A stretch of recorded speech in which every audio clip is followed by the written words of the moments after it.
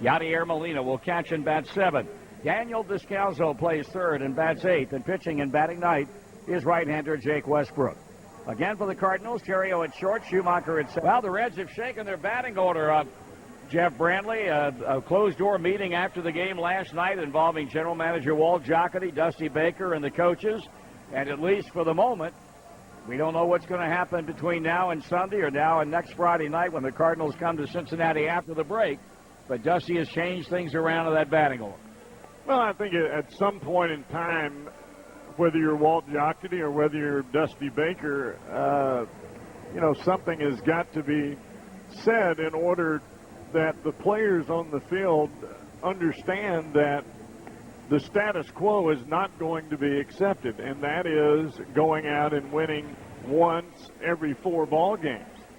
This club is not, and I repeat, not that kind of ball club. This is not a last-place club. This is the National League Central champions from last year, and they are definitely not playing like it. Well, it would be advisable for them to start turning it around and beginning tonight. It'll be Chris Heisey leading it off. Our first pitch brought to you by Belterra Casino Resort. Win a new 2011 Nissan Xterra in the $35,000 car and cash giveaway on Saturday, July 16th. Visit BelterraCasino.com. So Drew Stubbs out, Chris Heisey in for Lord knows who knows how long. He's waiting, and Westbrook delivers, and the first pitch is drilled to deep left field, and the Reds take a 1-0 lead. First pitch hitting, Chris Heisey bombs one into the Cincinnati bullpen, and this game is underway.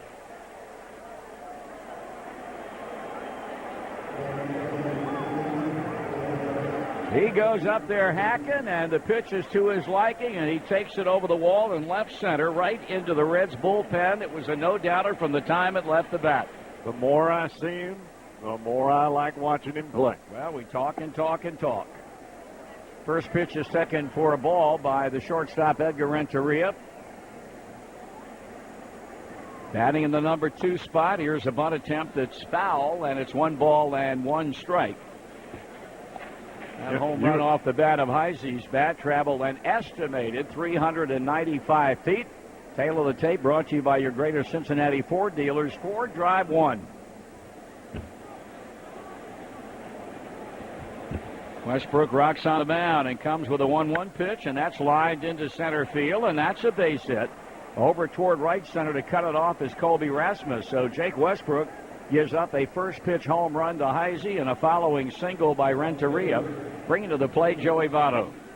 It's amazing, Marty, that as a team, when things are going bad, you're all in that locker room together, and at some point in time, you think, well, nobody really notices that we're doing this bad except for us. Well, guess what? Yep. Everybody knows. They certainly do.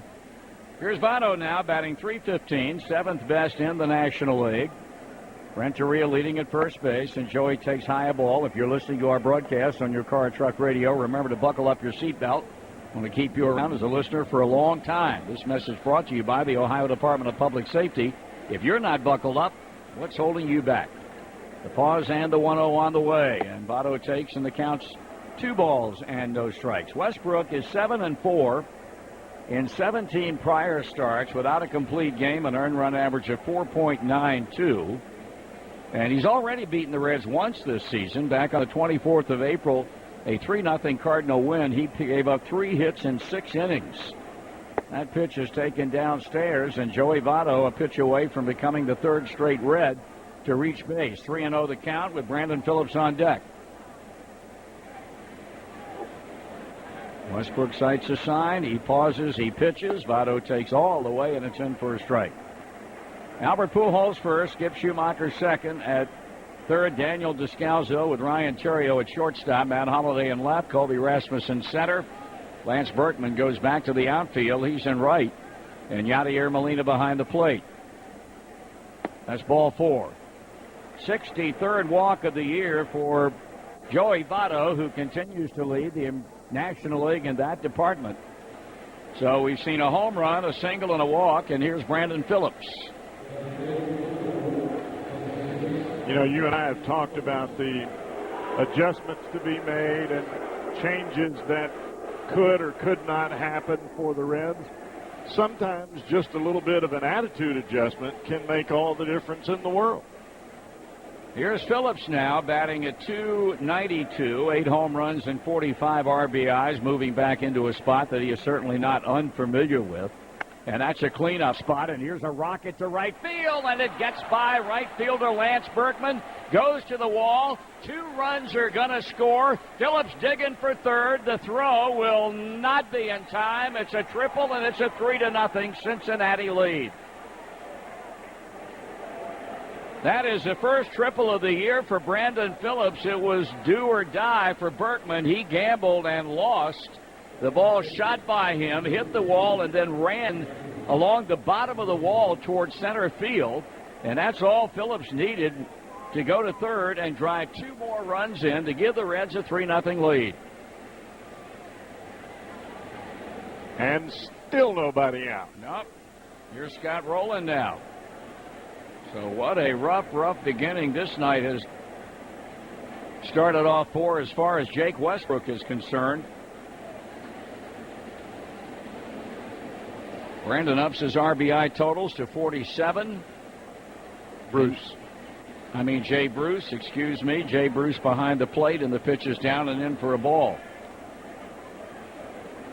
So 47 RBIs now for Phillips on the first triple of the 2011 year for the Red second baseman. Bruce with a chance to pick up his 52nd run batted in. Nobody out. A big start here for the Reds this first inning. And Bruce hits a high drive back into deep right field. Did he get it all? He did. And it is 5-0. Number 19 for Jay Bruce with Phillips aboard. And the Reds have scored 5 times, and there is still nobody out.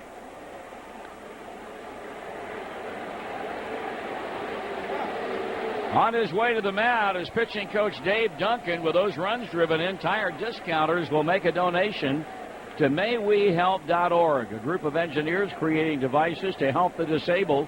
For every run driven in by a Red this season, Tire Discounters will make a donation to MayWeHelp.org. Tire Discounters, home of free alignment.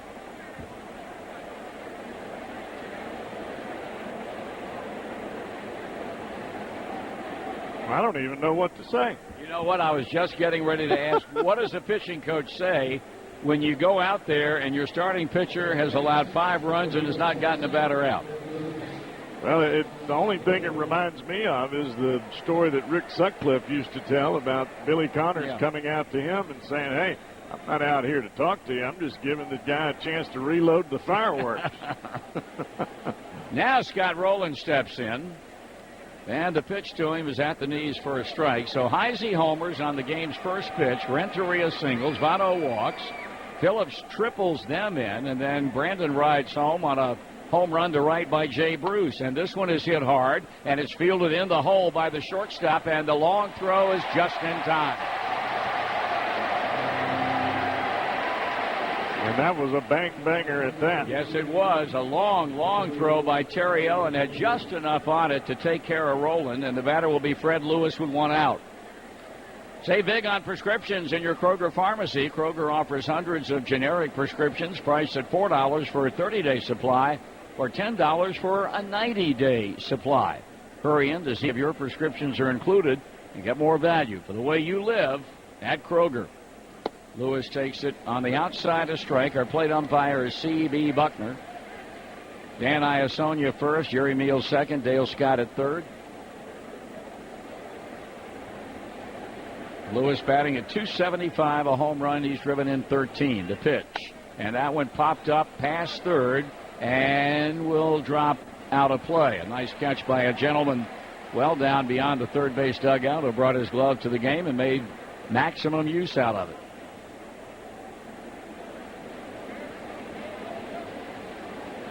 No balls and 2 strikes, 1 down with Hannigan waiting on deck.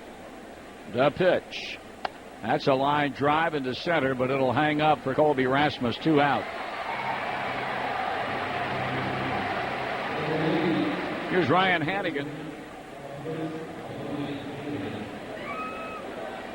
Hannigan batting at .252, 3 homers, 19 RBIs. He was on base 3 times last night. He had 2 walks and a double. Officially was 1 for 2.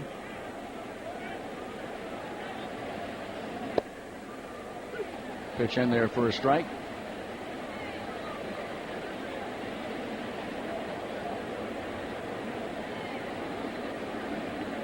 And he takes another one very quickly, 0-2. So Jake Westbrook trying to get his act together since the Bruce home run, gotten rolling, ground ball, Lewis line out, and coming with a strike 2 pitch to Hannigan, and that's just a bit inside for a ball.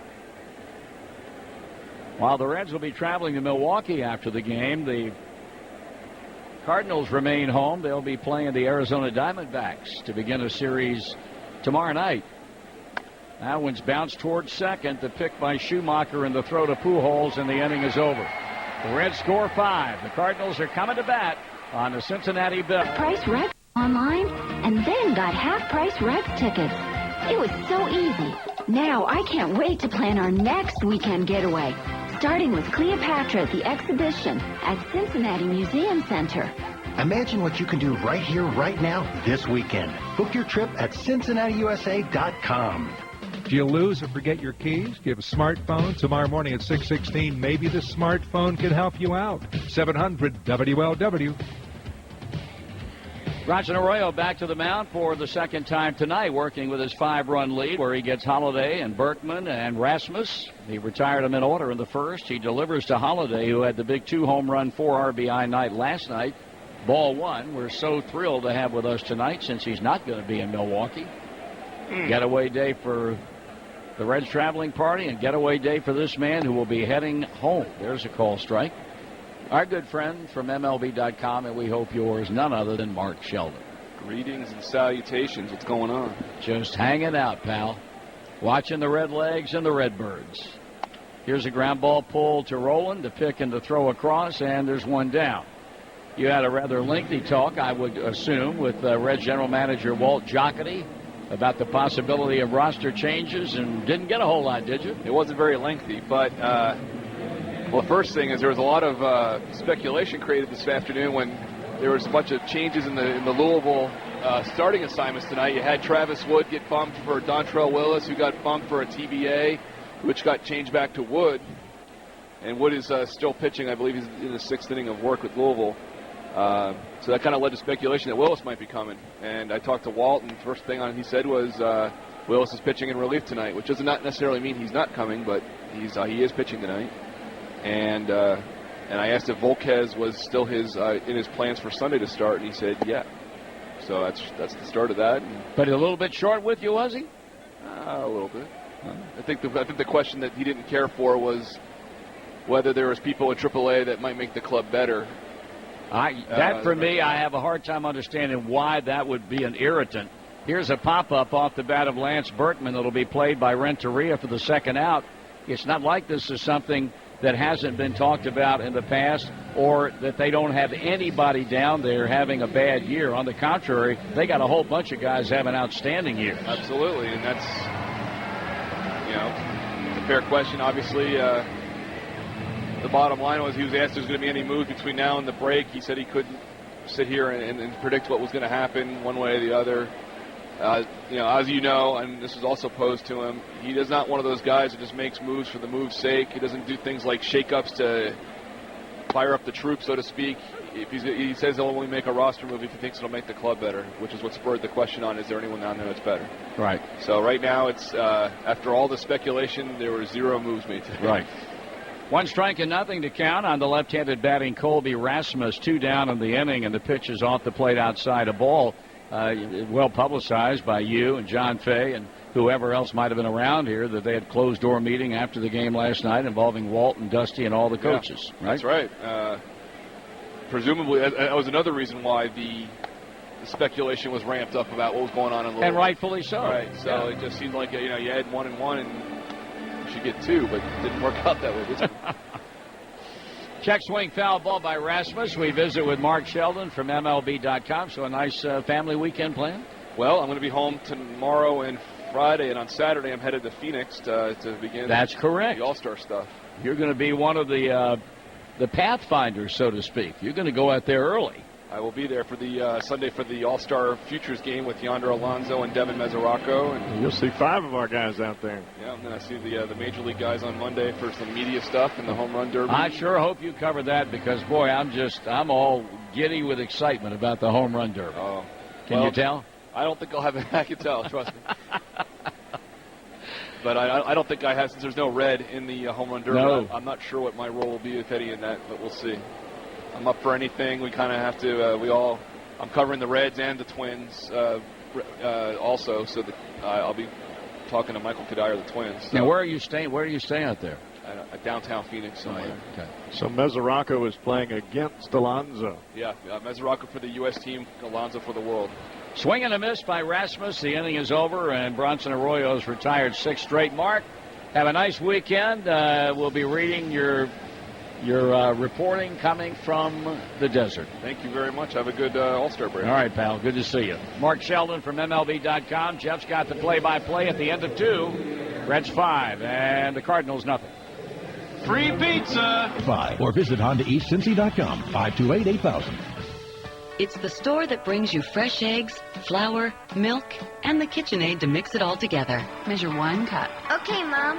There you go. Cookie sheets and a spatula so you don't burn your fingers. Careful, honey. Drinking glasses to fill with cold Kroger milk. I can do it. And the dining room table to gather around. Hey, cookies. Chocolate chip. Kroger Marketplace. From food to home, even fine jewelry, all in one stop. 700 WLW.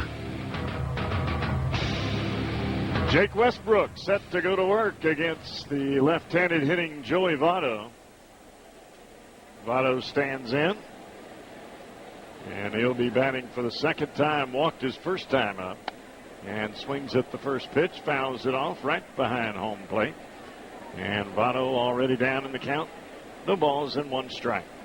After the Jay Bruce home run, the right-hander Westbrook has retired 6 consecutive batters. Fly ball down the left field line, giving chase as Holiday catches it in the corner. 1 down. In Louisville, Travis Wood, 7 innings, 5 hits, 2 runs. Columbus leading that game by a score of 2-0. Well, he has pitched well since he's been down there. I think this is his second or third start. Second start. First start was 7 innings, 2 runs, and then this one just about the same. So here's Brandon Phillips with 1 out. Phillips had the triple down the right field line, and that brought rain from an RBI perspective, and this time he lines out on the first pitch to Albert Pujols, 2 down.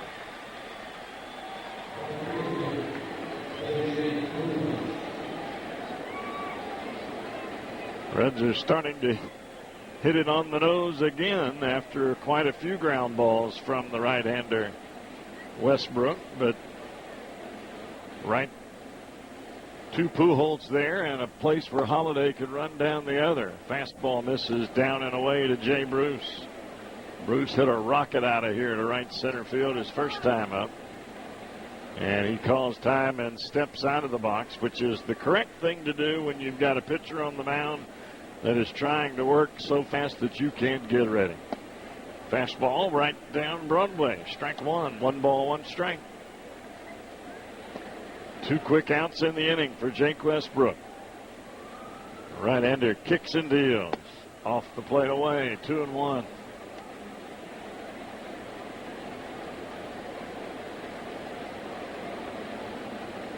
Westbrook tries to work fast and tries to get those ground balls, and he's missed off the plate again. 3 balls and a strike now to Jay Bruce. He has yet to come inside to Bruce. Every pitch has been either off the outside corner or on it.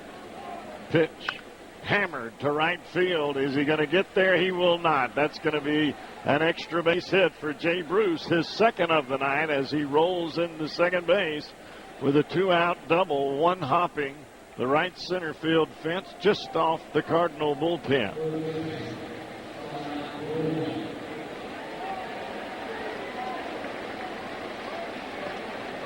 So you wonder if Lance Berkman's tongue might be dragging a little bit after playing first base for so long. And now he's back out in the outfield. He's got his hands on his hips at the moment after running down the balls down the right field line, and then that one in right center field. Here's Rowland with a runner at second. Takes the first pitch fastball, strike one.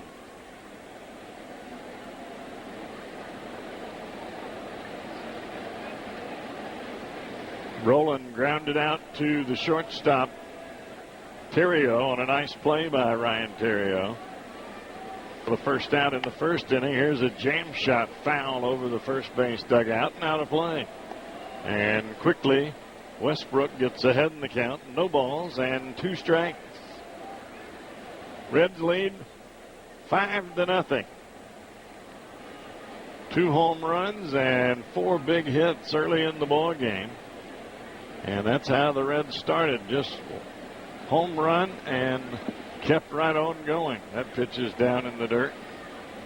A home run to start the game on the first pitch that Chris Heisey saw. Heisey hitting in the leadoff spot tonight. A single by Renteria. Votto walked. Phillips tripled into the right field corner. A 2-run jack by Jay Bruce into the right field seats. And it was Hawaii 5-0 right off the gate. Pitch to Rowland, down and in. 2 balls and 2 strikes. Rowland with an RBI chance here to put the Reds on top 6-0 if he can put a base hit on the board. Bruce with a big lead at second. The 2-2 outside, and the count is full. 3 balls and 2 strikes to Scott Rowland as he goes to battle here against the right-hander Westbrook for the second time tonight. Pitch. Line drive into left field. Here comes Holliday, and he makes the catch. Down on one knee, and it appeared to get into the lights momentarily, but he was able to glove it. Rowland hit it well, but again, Holliday with a nice play. Bruce stranded at second. Reds lead 5-0 as the Cardinals come to the plate here in the bottom of 3 on the Cincinnati Bell Reds Radio Network. And now talking ice cream with the Cowboy. The other night at the UDF counter, just after I got my regular order of 8 scoops of ice cream in the Big Boy cup, this lady just stares at me and says, "You're not going to eat all that ice cream, are you?" And I say, "Well, yes, ma'am. What the heck else would I do with it?" I don't know. Maybe she was a Yankees fan. Hurry in. UDF Peach Ice Cream. 700 WLW, the home of the Reds. 7, 8, and 9 for the Cardinals coming to the plate here against Bronson Arroyo. Reds on top 5-0. First pitch breaking ball in there to Yadier Molina as we begin the bottom of the 3rd inning here in St. Louis. Game rolling right along. Reds came out big time. 2 home runs in the first, lead 5-0. Fastball down and away, just a bit outside. 88-mile-an-hour heater from the right-hander Arroyo. 1 ball and 1 strike. The pitch, just a bit outside. 2 balls and 1 strike to Yadier Molina. Right-handed hitting catcher for the Cardinals. Ground ball to the right side. Joey Votto gobbles it up, flips on to Arroyo, and there's 1 down. This game is being brought to you by Toyota and the full-size Toyota Tundra. Come in for a test drive now and get 2 tickets to an upcoming Reds game. For a dealer near you, visit buyatoyota.com, and that includes mobile. 1 out in the inning. On a ground ball to Votto that he fields easily and flips on to a covering Bronson Arroyo. 1 out for Daniel Descalzo, who hits from the left side. He's playing 3rd base tonight. Breaking ball, drops it in there. Sidearm right on the inside corner. Strike 1. Normal 3rd baseman is the right-handed hitting David Freese. Pitch. Fastball just off the plate away.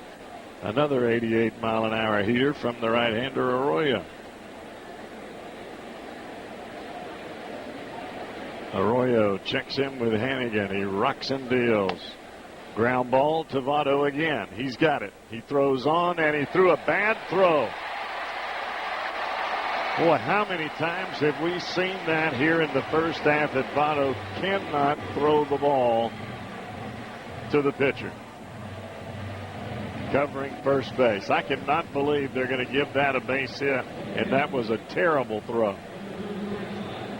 Arroyo was right there at the bag, very similar to the play right before that, and Votto throws a rainbow that almost went over the head of Bronson Arroyo. So they're going to give Descalzo a hit, and I can't understand why. Here's the pitcher, Westbrook. Long hold by Arroyo, and he holds it until they finally call timeout at home plate. Boy, that is a terrible scoring decision.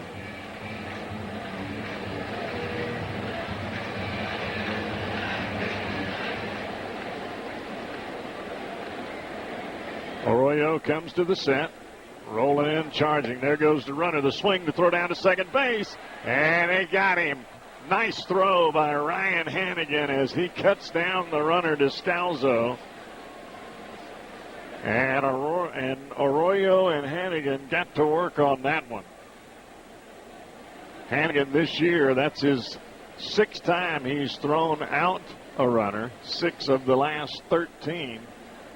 And I tell you what, Hannigan started off the season in tough fashion.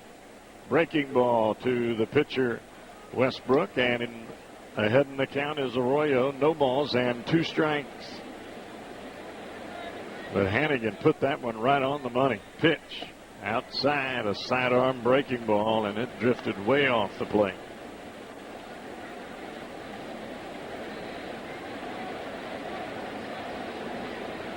So cutting down 2-6 on the attempted steal by Descalzo. There's a fastball popped up to the right side over the first base dugout and out of play.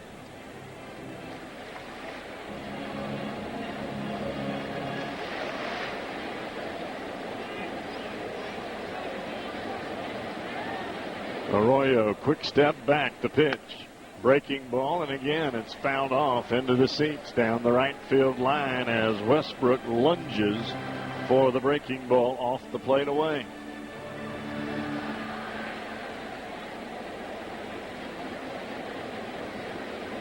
A ball and 2 strikes, 2 down in the inning. Sidearm breaking ball lifted into left center field, and over to track it down is Heisey. So Arroyo faces the minimum as his catcher, Ryan Hannigan, cuts down Descalzo, stealing second base. And right now the Reds are leading 5-0 as we head to the top of 4 here on the Cincinnati Bell Reds Radio Network. Nobody squeezes more out of a gallon of gas than Toyota. From America's best-selling car, Toyota Camry, at an EPA-estimated 33 mpg highway, the always dependable Corolla at 35 miles per gallon, to the 50-mile-per-gallon rated Prius. Toyota is the most fuel-efficient full-line automotive manufacturer. The proof is in the car. Find out more at buyatoyota.com, including mobile. Toyota, proud sponsor of Reds baseball. Toyota. Don't understand how that could be considered good. Sloney and Tracy. Tomorrow at 3:06 on 700 WLW, the big one. 700 WLW. 7-8-9 coming up for the Reds here in the 4th. Let's pause for station ID here on the Reds Radio Network. Gearing up for the Quaker State 400 and a state conservative group turning in petition signatures to make Ohioans exempt from the federal health care law. These stories and your forecast after the game on the home of the Reds, 700 WLW Cincinnati. Fred Lewis, Ryan Hannigan, and then the pitcher, Bronson Arroyo. Those are the 3 scheduled batters here to face the right-handed pitching Jake Westbrook. Westbrook has only given up the double as he misses down and in to Lewis. Only the double to Jay Bruce in the 3rd inning since the 5 runs were scored back in the 1st inning to start the ball game. Pitch, swing and a foul ball, and it looked like Lewis was fooled on that pitch there. Started in the heart of the plate and began to break down and in, and Lewis tried to hold up his swing and was not able to do so. A ball and a strike here to Fred Lewis. Pitch. Fastball hit towards the right center field gap, and that baby is hammered. Home run. Fred Lewis has hit the ball out of the ballpark in right center field. My goodness, did that baby have some bullet to it. Wow. Colby Rasmus turned to run and then just broke into a stride. And that baby gets right over the right center field fence, and it is 6-0 Reds. Wow, Fred Lewis hit that baby like it was on a tee. Home run number 2 for Big Fred. Here's Ryan Hannigan. Fastball outside corner, strike 1. And there is action now down in the Cardinal bullpen. Breaking ball down and away. 1 ball and 1 strike now to Ryan Hannigan.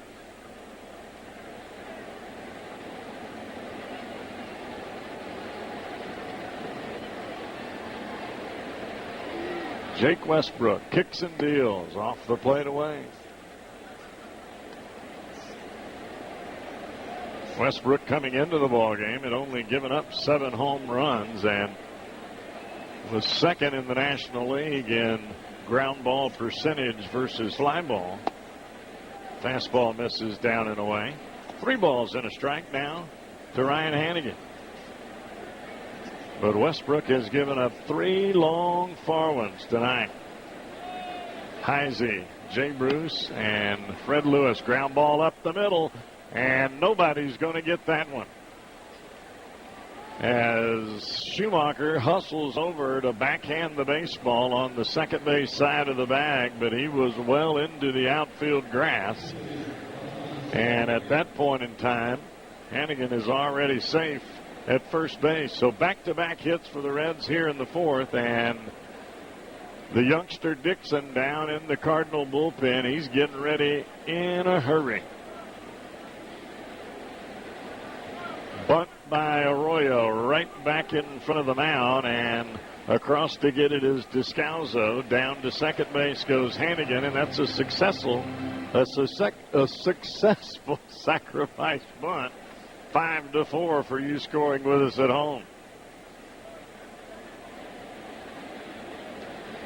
So a 1 down in the inning. Reds lead 6-0 here, and that'll bring Chris Heisey to the plate with a runner in scoring position. Boy, Arroyo bunted that ball with both feet up in the air, jumping backwards.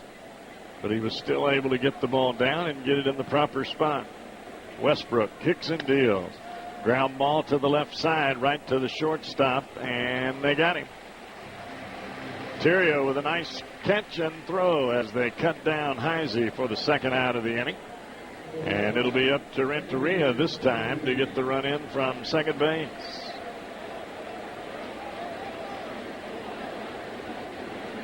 Heisey is homered, and he has grounded out to Terrio both times. He has not reached. So here's Renteria. Breaking ball down and away. Reds fans, JTM means classic burgers and delicious Philly sub kits. Stop by your favorite grocer today and pick up our new meatball sub kit today. Right-hander Westbrook looks in for the sign. The right-hander checks the runner, the pitch. Breaking ball starts off the plate and catches the inside corner. Strike 1.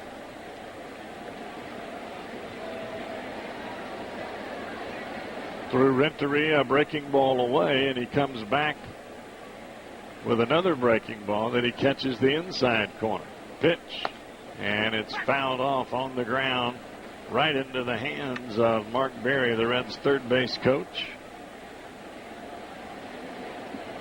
Hard sinking fastball inside by Jake Westbrook.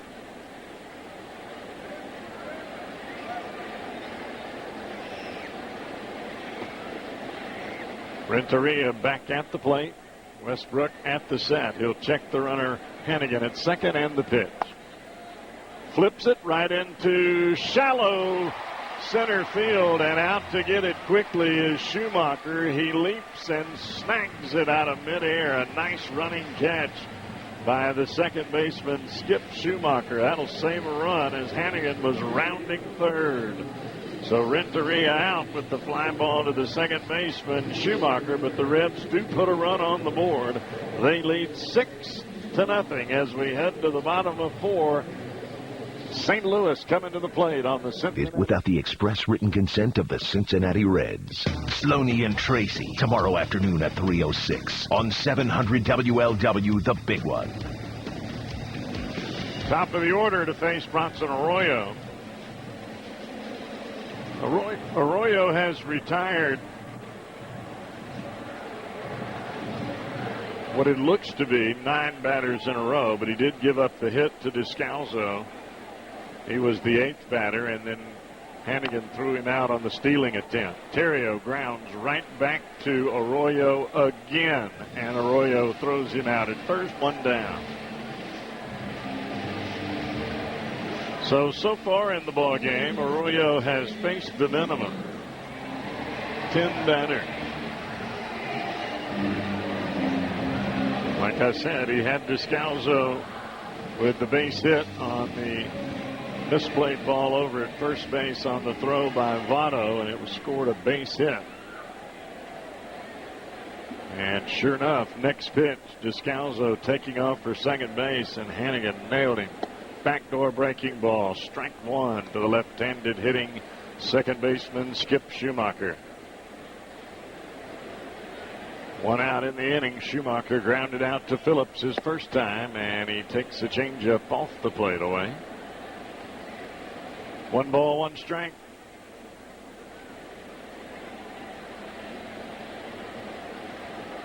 The pitch on the outside corner, back-to-back changeups, and boy, he really locked up Schumacher there. Schumacher was moving away from the plate as the pitch was called strike 2. 1 ball and 2 strikes to Schumacher. The pitch, high breaking ball, and he fouls it off out of play. That was a pitch where the catcher Hannigan stood up almost as high as the batter Schumacher. Up and in was the glove, and Arroyo dropped down and threw that breaking ball that was a riser. Pitch, fastball up top, grounded right to Votto. He turns, and this time he throws a perfect throw to the pitcher covering Arroyo, and they get Schumacher easily. 3-1, and there's 2 down.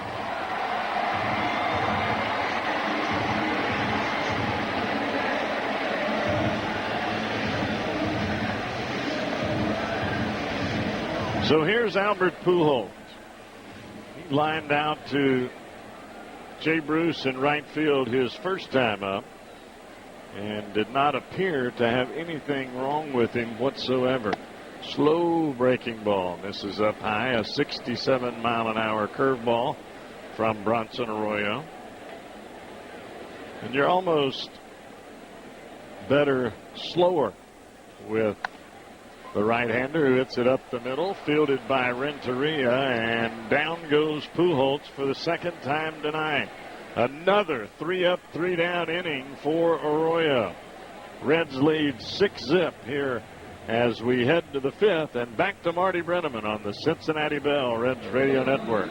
Mr. Speedy here, and just when you thought it couldn't get any faster, Cincinnati Bell's got a new lightning-fast 4G network. It's a high-octane, pedal-to-the-metal, hold-on for your dear life. Mama, can you pack me a lunch? Because I'm going too fast for the drive-through 4G speed experience. You want some fries with that? It's twice as fast as other national carriers, and for a limited time, when you buy the new Ascend X4G Android for just $99.99, you'll get one free. Woo, that's right. That's American-made, grab you by the seat of your pants 4G speed. And you'll only find it at Cincinnati Bell, right here for you with everything faster. Certain restrictions apply. See store for details. Everybody knows a game is better with a goal. A goal is better with announcers. Goal! Announcers are better in the movies. A world with no plot. Movies are better with fast cars. Cars are better when they take you to McDonald's. McDonald's is better with Coke. Coke is even better when it's $1. Get any size Coca-Cola soft drink or sweet tea for $1 at McDonald's. And it really doesn't get any better than that. The simple joy is better. At participating McDonald's, a la carte only. Looking for the coolest new hotspot in town? Check out the Go Club at myCincinnatiHondaDealer.com for special offers, locations, news, and giveaways from your Cincinnati Northern Kentucky Honda dealers. So go to the Go Club at CincinnatiHondaDealer.com. Got plans tonight? We're going to the Go Club at myCincinnatiHondaDealer.com. You'll love the giveaways, special offers, and news from your Cincinnati Northern Kentucky Honda dealers. See you at the Go Club at myCincinnatiHondaDealer.com. Nationwide Insurance is introducing new low auto rates in Ohio. And the great news, these new low rates come with the same great service you'd expect from Nationwide. To see how much you could save, call Nationwide Insurance Agent Jim Alsip in Cincinnati at 513-385-1700. 700 WLW. Cheer on the Reds when they face the Cardinals in a 3-game series starting Friday night, July 15th, sponsored by Kroger. For tickets to see the Redlegs and the Cardinals, call 513-381-REDS or visit Reds.com. We're in the top of the 5th. The Reds have a 6-0 lead. Joey Votto waiting and taking up and away ball 1 from Jake Westbrook, who has been stung for 3 home runs in the first 4 innings of this game. Votto taking, and the count goes to 2-0. Chris Heisey began the game with a home run. Jay Bruce had a later 2-run first-inning home run. And Fred Lewis led the 4th inning off with a laser into the seats in deep right center. The 2-0 coming. Votto taking a strike away. 2 balls and 1 strike. Tomorrow night, Homer Bailey will get proceedings underway at Miller Park against left-hander Chris Narveson and the Milwaukee Brewers. Here's a bat-handle ground ball to second, scooped up by Schumacher, and he throws Votto out. Brandon Phillips had a 2-run triple. He's also lined out to first. Rest of that series against the Brewers will have Mike Leake and Zach Greinke on Friday night, Johnny Cueto and Sean Markham Saturday night, and Edinson Volquez against left-hander Randy Wolf on Sunday. Then the 4-day All-Star break, Monday through Thursday, with the All-Star game coming up Tuesday night at Chase Field in downtown Phoenix. And then the Reds and the Cardinals back at it again, but in Cincinnati a week from Friday night. Ball 1.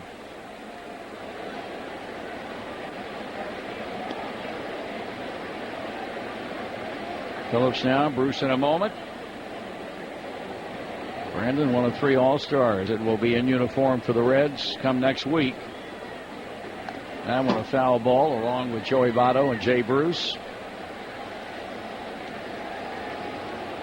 1 ball and 1 strike to count on Phillips. Reds also have a couple of guys from their AAA club that will be playing in the World Futures game.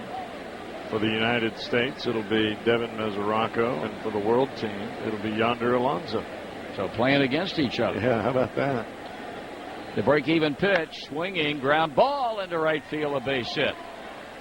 Well, he hit that hard. Sure, he's hit everything he's hit tonight off Jake Westbrook hard. He's 2 for 3 on the night. Here's Bruce, who's 2 for 2 with a 2-run home run and a double. I didn't realize until just the other night, Marty, that the World Futures game is going to be played in Arizona as well. That's correct. Next Sunday night. That's pretty cool for the younger guys. The night is over for Jake Westbrook. Tony La Russa has just now crossed the first base foul line. They've had a left-hander warming in the bullpen, specifically for Jay Bruce. Not a good night for Westbrook. Leaves after 4 1/3, giving up 6 runs on a total of 8 hits. We'll return to Busch Stadium in St. Louis in just a moment. All right, sir. Your story is this woman stopped at a light, and you decided to check her tire pressure. That's right, officer. I didn't mean to scare anyone. Uh-huh. Then why the cape and glasses? I am a phantom tire buyer with a secret identity. I think you better start telling me something I can buy. Well, I know a place where any set of 4 tires comes with a free alignment. You get out the door with more. Nitrogen inflation. Okay, Mr. Fantasy. It's Phantom. Let's take a ride. Is it safe? Have you checked your tire pressure? Come on, tire boy. Do you know what it means when you think you're too young to buy life insurance?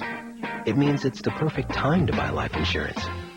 Do the same for you. See their work with us and other clients online at msaarch.com or call 513-241 5666 to begin your partnership with MSA today. Climb aboard America's Truckin' Network with Steve Summers tonight at 12:06 on 700 WLW, The Big One.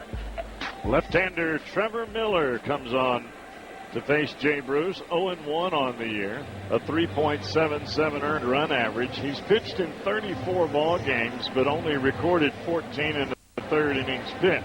He's walked 9 in those 14 innings and struck out 7. So Jay Bruce, trying to keep the perfect night intact, steps in to hit against the left-hander. Louisville, Kentucky native. He stretches, eyes Phillips, and delivers to the plate, and that one's hit in the air. Shallow left, but with plenty of time, Matt Holliday gets to it for out number 2.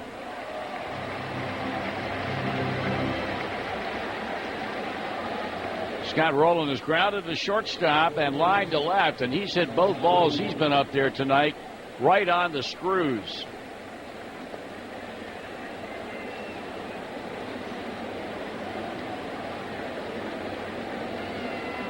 Rowland settles in, taps the plate with the head of the bat a couple of times. Miller kicks and throws, and Rowland takes a first pitch strike.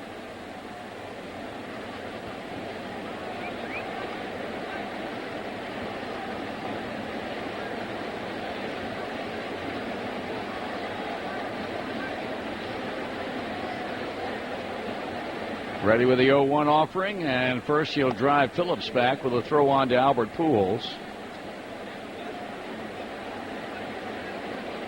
Defense playing Rowland pretty much straight up. 2 doubles away from 500 in his major league career. Sitting at .498 in that department. And the pitch to him. Missing just inside. 1 ball, 1 strike.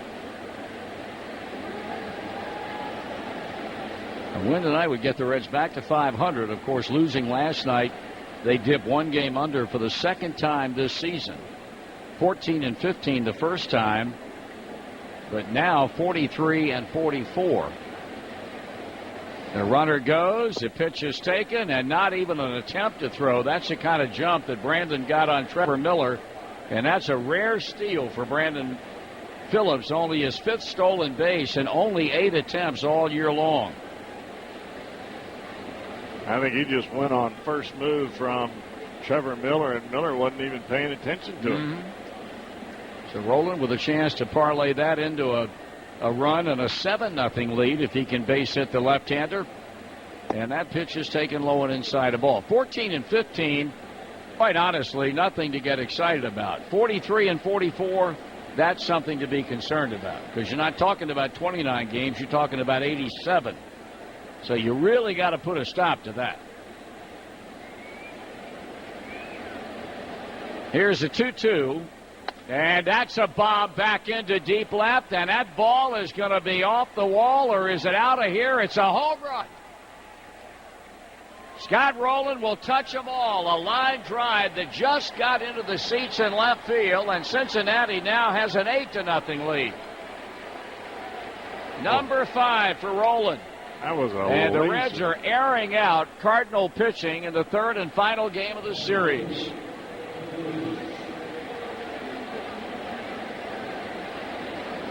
He kept pitching Rowland away, and finally came in, and it was as though Rowland was just waiting on him to come in there.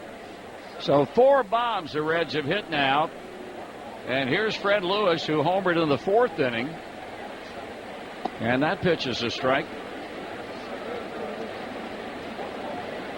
With all due respect to Trevor Miller, you don't want to have him face too many right-hand batters. No. Here's the 0-1 pitch, and that one a breaking ball that stays a bit inside to the left-handed batting Lewis. 1 ball and 1 strike. Be interesting to find out the last time this Cardinal staff gave up 4 home runs in a game. Here's a foul ball at the plate, and it's a ball and 2 strikes on Lewis with 2 out and 2 in. So Heise and Bruce get Westbrook in the 1st. Lewis gets Westbrook in the 4th. And Rowland lights up Trevor Miller in the 5th inning. Reds have made the most of 9 hits with 8 runs, but then again, when you hit home runs and the numbers in which they've hit them tonight, you're going to score a lot of runs. The pitch. That's a strikeout swinging, and that's the inning, but the Reds do further damage. And at the end of 4 1/2, they now lead the Cardinals 8-0 on the Cincinnati Bell Reds Radio Network. They bought the Caffrey's old house next door, said they were going to restore it. Crazy, I know. Every time I look over there, they're covered in dust. All smile. Look for it at major lawn and garden retailers. It's the busy mom, back again, and I'm still on the lookout for great tasty meal solutions. That's why I love JTM's 32-count mini beef patties. From the microwave or off the grill, JTM 32-count mini beef patties are a fun and convenient way to serve your family fully cooked just off the grill flavor they'll love. When you're looking for a simple meal solution that tastes great, pick up JTM's 32-count mini beef patties from your grocer's freezer. Your family will love them just as much as you do. If you lose or forget your keys, do you have a smartphone? Tomorrow morning at 6:16, maybe the smartphone can help you out. 700 WOW.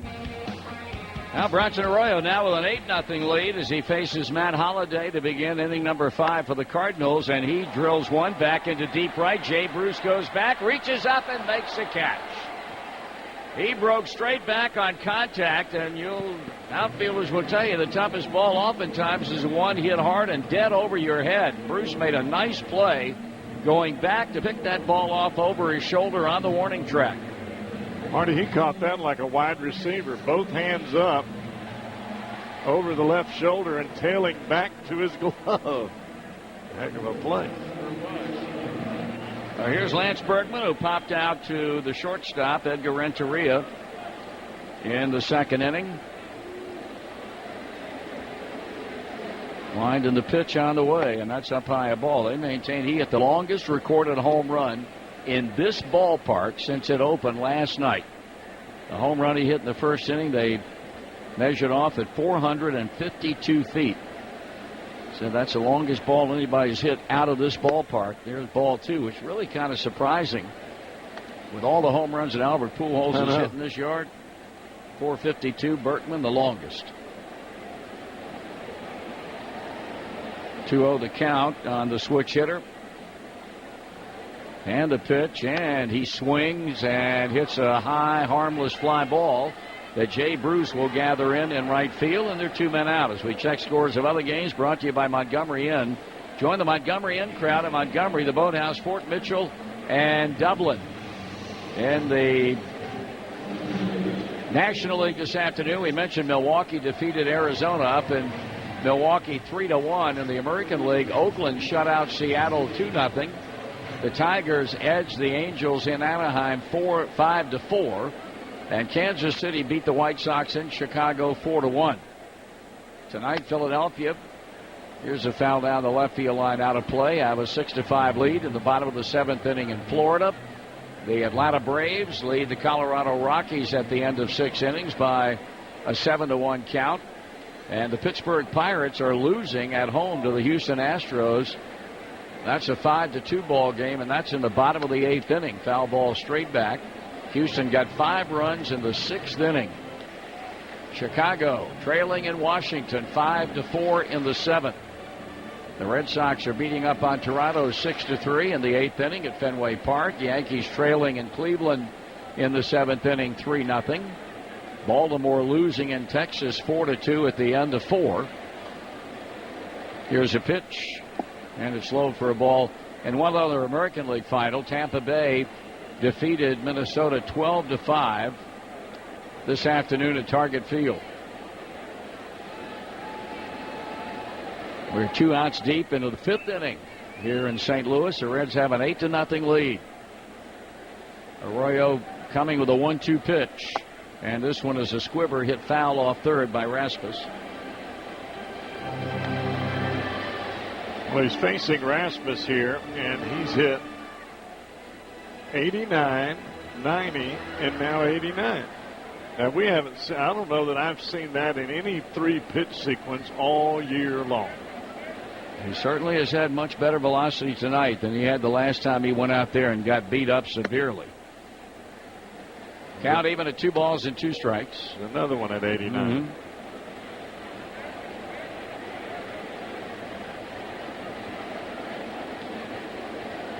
Arroyo trying to retire the side in order for the fourth time in 5 innings. Here's a grounder hit foul. He faced only 3 batters in the third, but Descalzo, in a very liberal scoring decision, was credited with an infield single on what was clearly a high throw by Joey Votto to the covering Bronson Arroyo. Descalzo was then thrown out stealing, and Westbrook flied out to end the inning. Only base runner the Cardinals have had tonight. This one fouled straight back.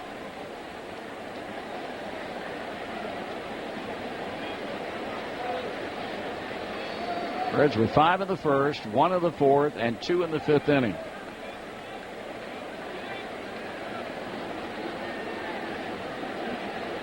A 2-2 count and holding on the Cardinals center fielder, who swings and misses, tried to stop, could not do it, and he has struck out both times tonight.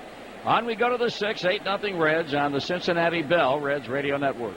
When scouts for the Reds hit the road throughout the country, they rely on Mike Albert Fleet Solutions for their fleet needs. From the ballpark to your greater Cincinnati business, Mike Albert's Dynamic Fleet Solutions covers all the bases with customized programs to keep your business growing and your fleet moving. Let Mike Albert help you achieve greater efficiency, streamline operations, and improve cash flow for your fleet.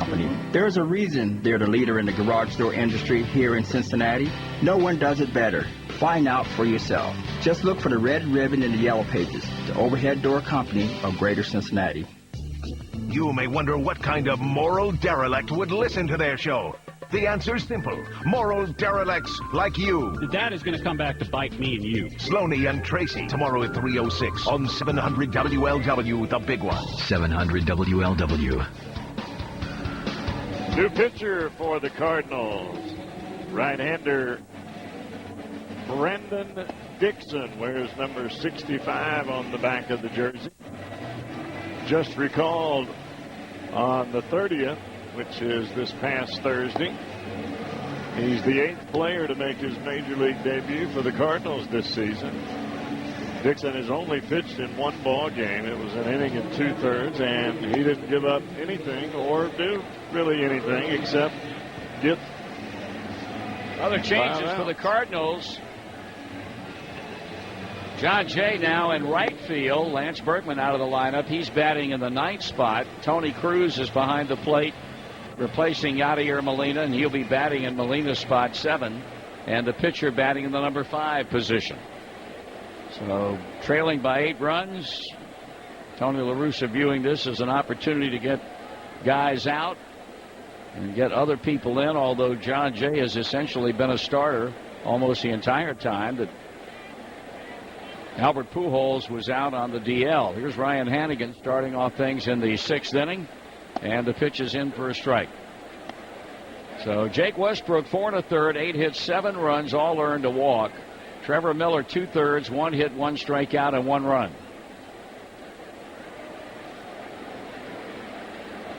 Dixon from the windup, dealing, and that one's down a ball. Hannigan is 1 for 2. He bounced one up the middle that Schumacher got to deep behind the bag at second, but was unable to make a throw.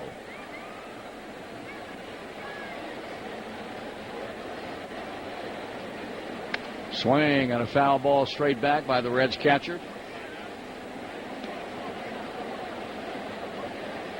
Brandon Dixon, a young man out of Montgomery, Alabama. Oh, how we looking?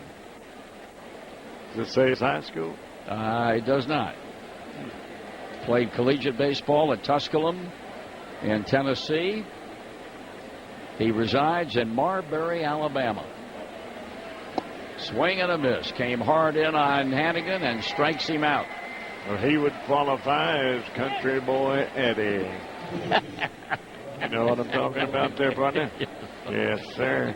Turnip greens and fried chicken, mashed potatoes and greens. He's our kind of guy now. Believe that. We'd be happy to sit down at the dinner table with him anytime he wanted to. You got that right. Bring your own candied yams, son. And I bet his mama can cook.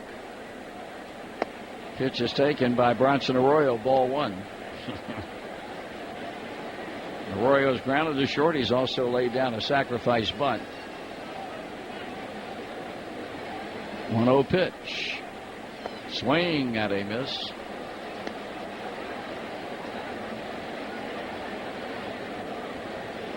1 ball and 1 strike.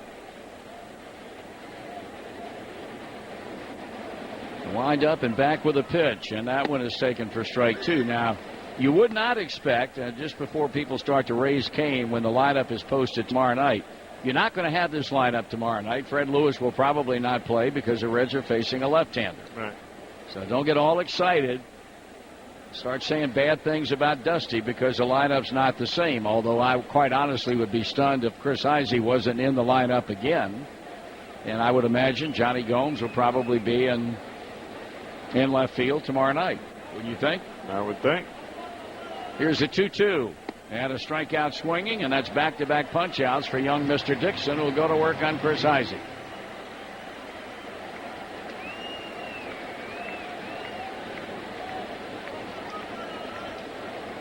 Join Provident Vacations and Red Celebrities for the 28th Annual All-Star Baseball Cruise and Reunion November 13th through the 20th. For pricing and details, visit ProvidentVacations.com or call Provident Travel at 800-989-8900.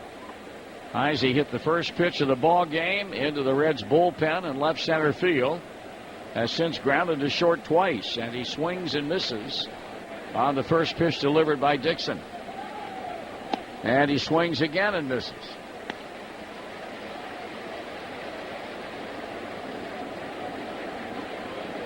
Ten home runs, 31 RBIs to go with a .268 batting average. In a hole here, 2 strikes. And fouls this one off to the right and just got a piece of the screen.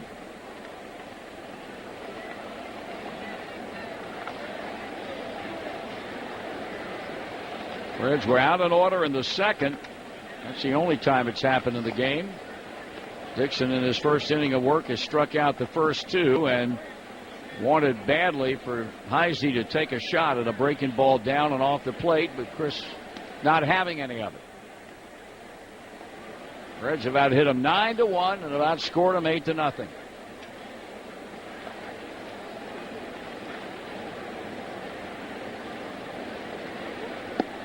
Two and two.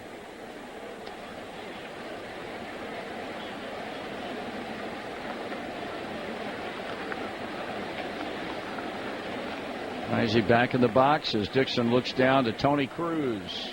Wheels and deals, and ball 3.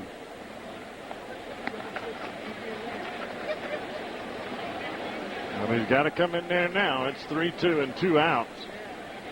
You don't want to walk anybody down 8-0. Here's a payoff. He walked him. And he didn't come close with that pitch. Called a changeup. Cruz did behind home plate. Threw him about a 45-footer. Renteria singled and scored in the first inning. Has bounced out to second and then was robbed of a hit on a fine running catch of his soft liner that appeared to be headed toward green grass and center, but Skip Schumacher got it in the 4th inning. Swing and a miss. So after losing 1-0 and 8-1, and along with those 2 losses, the Reds had a grand total of 10 hits. In the first 2 games here, they've already produced 8 runs and 9 hits tonight. The pitch. That's down for a ball, 1-1.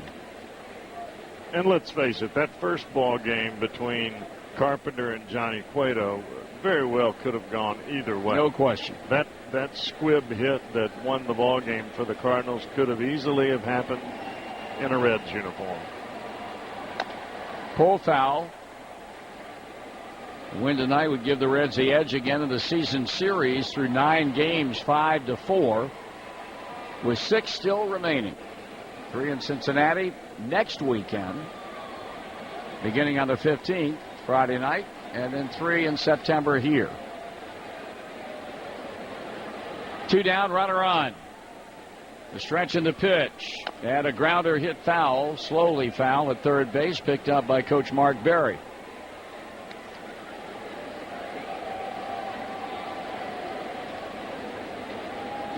Cardinals lose this game. Milwaukee will not be able to take advantage of it. They got beat today.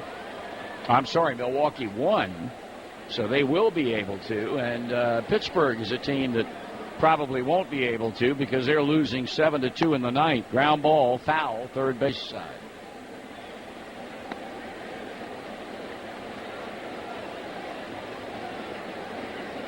For a young pitcher, Dixon really keeps the ball down, doesn't he? I mean, when he misses in the dirt, not down the middle. Renteria still behind in the count and waiting with Heisey at first base, and that's a breaking ball low and away. He struck out Hannigan and Arroyo with no problem. Got in front 2 strikes and nothing on Heisey and then lost him to a base on balls, and now is even on Renteria 2-2.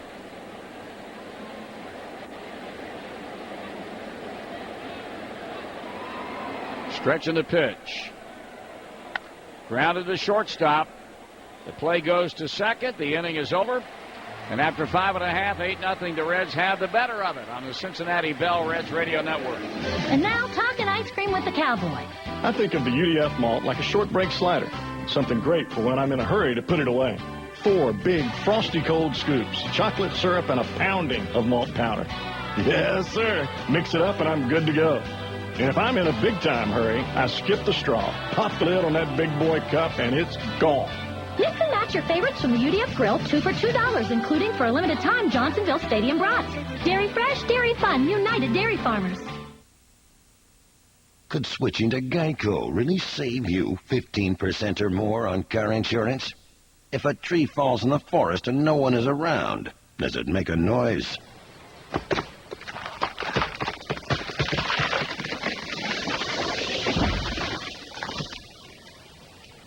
Yep. Be like the 4 million who switched to Geico last year, and you too could start saving money. For a free rate quote, visit geico.com to see how much you could save. 15 minutes could save you 15% or more on car insurance. Achievement is understanding the game and being able to talk stats with my son. At PNC, we know that stats mean everything in baseball. Well, stats are just as important in your finances. So we created PNC Virtual Wallet. It lets you monitor your saving and spending down to your last hot dog purchase. Track dates, deadlines, and create budgets. Watching an unbreakable record get broken. That's an achievement. Be the MVP of your finances. Take the tour at PNCVirtualWallet.com. PNC, the official bank of the Cincinnati Reds. PNC Bank National Association, member FDIC. Reds Nation. See the Reds and see Holman RV, Cincinnati's largest RV selection of trailers and fifth wheels with the best prices on the planet. In Eastgate, 1 mile east of 275, and online at HolmanRV.com. Official RV of the Cincinnati Reds. Get the Reds and Brewers tomorrow at 7:10 on 700 WLW, the home of the Reds. Hey, kids, take home your very own Reds Kids Superhero Cape Sunday, July 17th, thanks to Frisch's. The first 10,000 kids 14 and younger get one. For tickets to see the Reds and the Cardinals, call 513-381-REDS or go to Reds.com. Tony Cruz, his first at-bat since replacing Yadier Molina behind the plate.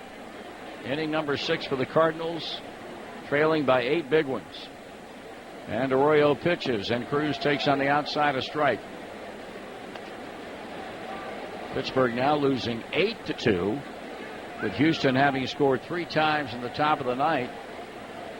And they're still batting. The pitch. Missing just outside, a ball, a strike. Arroyo has struck out 2. And both have been at the expense of Colby Rasmus. He's not walked anybody. And he's given up 1 tainted infield hit. There's a swing and a miss. I would have to believe that the official scorer is praying to his God in heaven that there will be another hit in this game, because the scoring decision that he rendered on the ball Descalzo hit to Joey Votto in the 3rd inning and on a high throw to Bronson Arroyo was a terrible decision. And there's the hit. A line drive by first and down the right field line. Tony Cruz will go into second base with a leadoff double. Well, he shot that baby right down the first base line, didn't he? It's a pretty good piece of hitting by the young catcher. So the second hit. And he's breathing a bit easier, the scorer is. And here's Daniel Descalzo, who had that infield base hit in the 3rd inning. And Bronson Arroyo will work out of the stretch for the second time.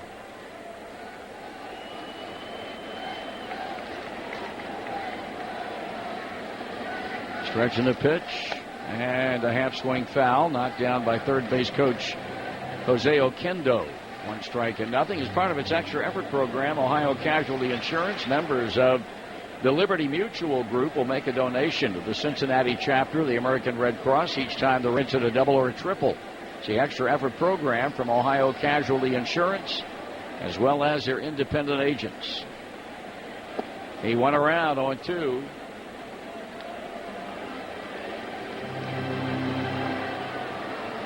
John Jay batting in the number 9 spot.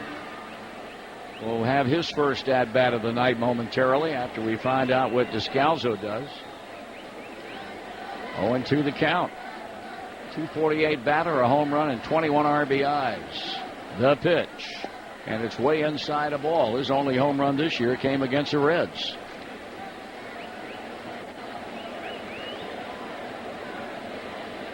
It's amazing what a little adrenaline can do. A little pop in that bat. He's back in the box with Cruz taking a lead at second. Arroyo studies Hannigan. Now he straightens up and delivers, and the pitch is upstairs. It is 2-2. 2 balls and 2 strikes.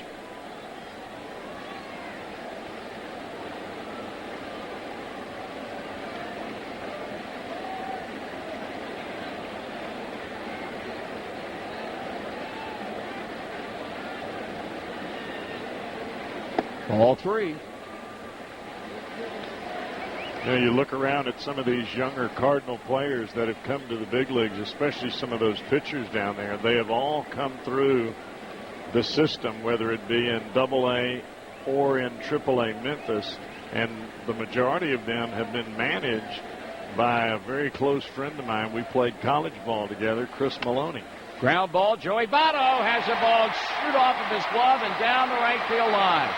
In to score comes Cruz. On to second goes Descalzo, and it is 8-1. I'm sure that's going to be scored a double. That ball almost undressed Joey Votto at first base. So the Cardinals have get at the plate for the first time tonight. And there's nobody out, and the batter will be the right fielder, John Jay.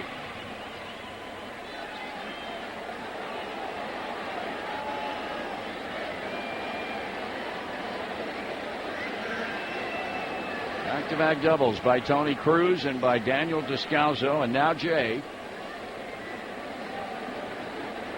Stretching the pitch, and he grounds to the right side. There's Votto again, underhanding to Votto, or to Arroyo for the first out of the inning, and Descalzo advances to third for leadoff batter Ryan Theriot.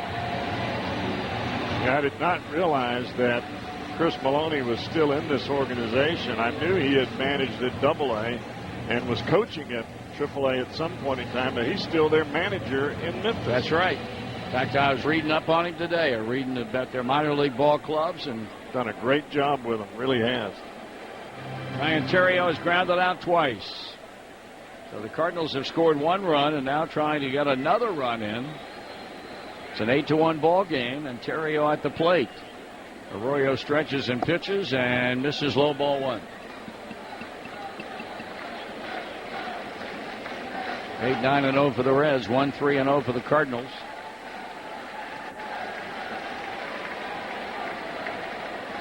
Now the stretch and the pitch.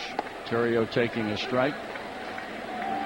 Cardinals have already taken 2 of their regulars out of the lineup, and Yadier Molina and Lance Berkman.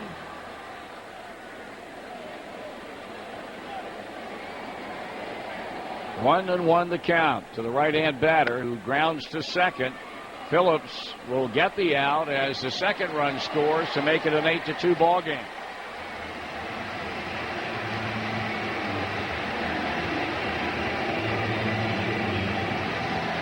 Skip Schumacher, 2 ground outs. Theriot knocks in his 31st run of the season.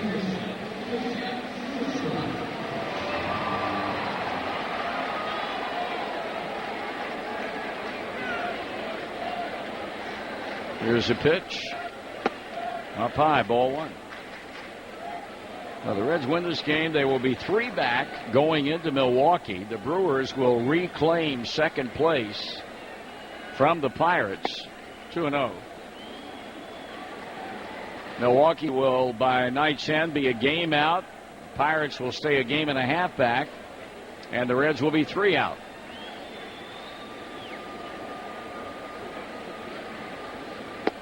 Ball 3, and Arroyo really not sharp here in this 6th inning at all.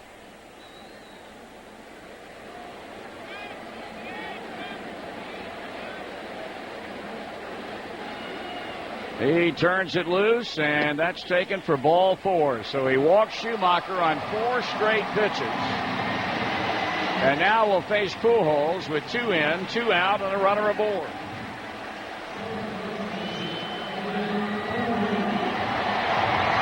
You need to get it out right here.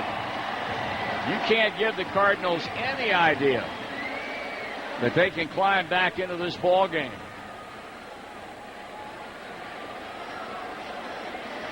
So he just did with Schumacher what he has not done all night long, and that's walk a batter. And now he deals with Albert, and Pujols takes a strike. And what's amazing, Marty, is normally, regardless of the physical stuff that Arroyo has, he does not walk batters. Sure doesn't. Only 23 on the year now, counting that walk to Schumacher. Here's a ground ball sharply hit to second. Phillips will flip on to Renteria for the force that will send this game to a 7th inning and Jeff Brandley's return. The Reds lead 8-2 on the Cincinnati Bell Reds Radio Network. 700 WLW. Hi, I'm Dr. David Argo with Beacon Orthopedics and Sports Medicine. When you have a sports injury, you want to be treated in the front.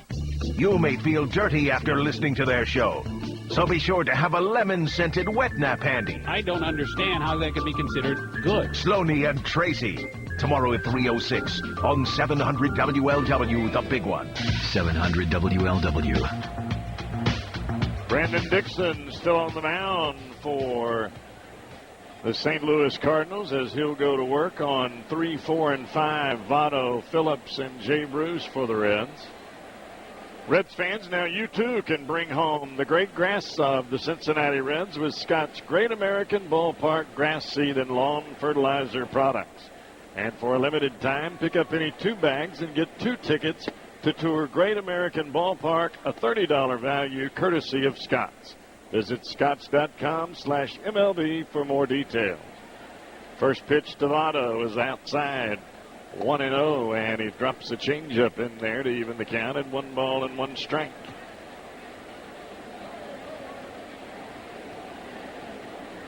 Votto has scored a run tonight, but he is 0 for 2. Back-to-back changeups. This one just missing off the outside corner. 2 balls and a strike now to Joey. Descalzo way off the line at third. And this one is hooked into right field, a base hit. First one of the day for Joey Votto. Right past Albert Pujols over at first base, and the Reds have a leadoff base runner again.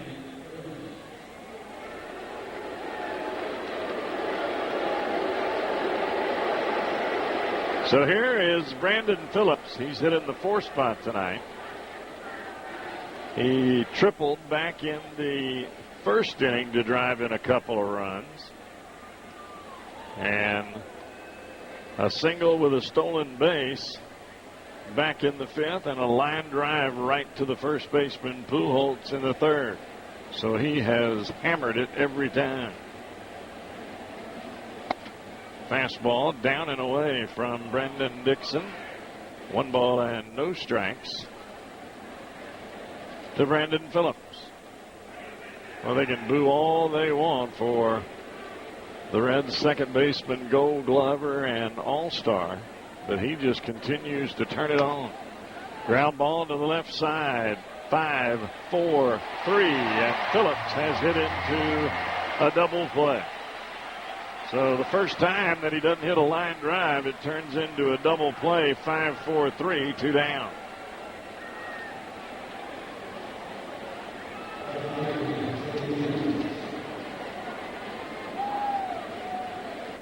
So that'll bring Jay Bruce to the plate. Bruce has homered out of right field, doubled into right field, and flied out to left. Fastball down low, 1 ball and no strikes from Dixon. Dixon, young right-hander, kicks and deals. Another fastball down and in, 2-0. Bruce now with 15 doubles on the year. The home runs now move to 19.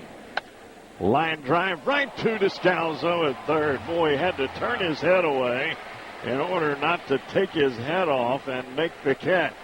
A nice play by Descalzo, and Bruce is robbed of a base hit on a bullet that way. 3 up and 3 down the hard way for Brandon Dixon. We head to the bottom of 7. Reds on top, 8-2 on the Cincinnati Bell Reds Radio Network. Time now for the 7th inning stretch. Brought to you by Tire Discounters, the home of free alignment. Tire Discounters. And by Widmer's Cleaners, official cleaners of the Cincinnati Reds. Go to Widmer'sCleaners.com. What's your favorite thing? Hi, this is Bronson Arroyo, and you're listening to the home of the Reds, 700 WLW. 4, 5, 6 up for the Cardinals as we start the bottom of the 7th inning. First batter that Arroyo will face, it'll be Matt Holliday. He's grounded out to Roland at third, and he's lined out to Bruce in right field on a nice over-the-head catch by Jay Bruce. First pitch is just a bit up. 1 ball and no strikes to Holliday. Holliday, 2 home runs in yesterday's ball game. Breaking ball outside corner evens the count at a ball and a strike.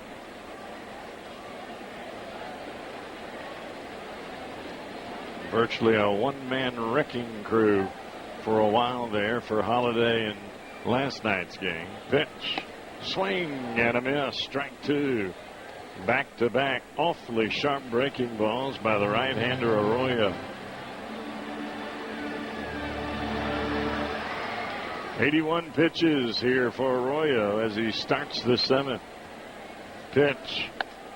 Fly ball into left center field. Going back. Heisey leaps and it's out of here. Well, I didn't think he got it all when he hit it. But obviously he did.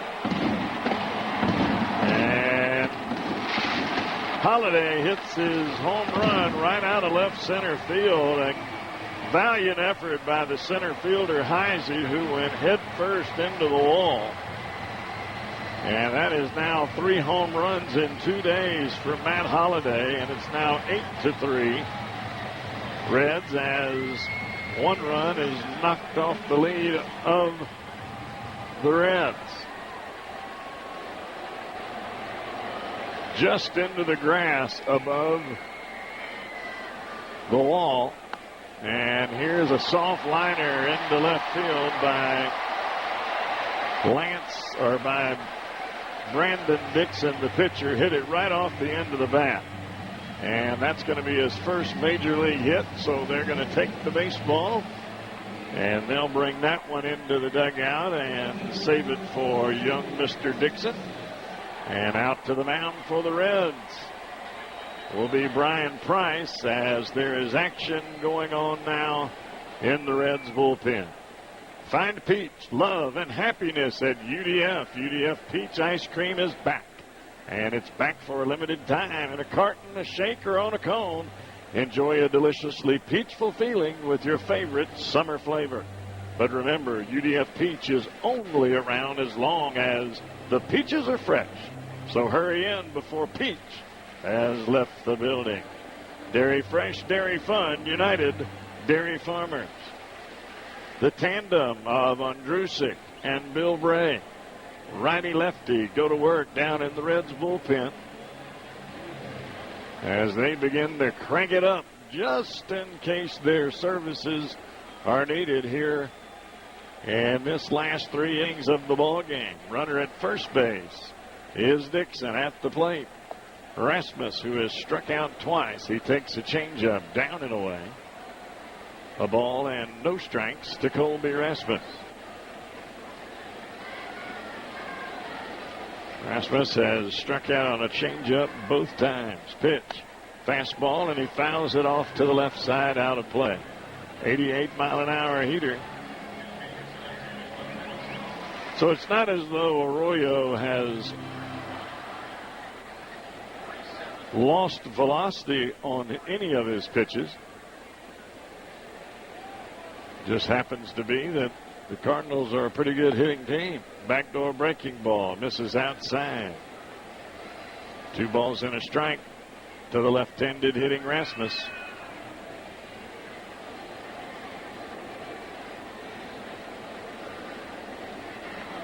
The pitch. Another changeup, misses outside. It looked as though Arroyo got underneath that one there.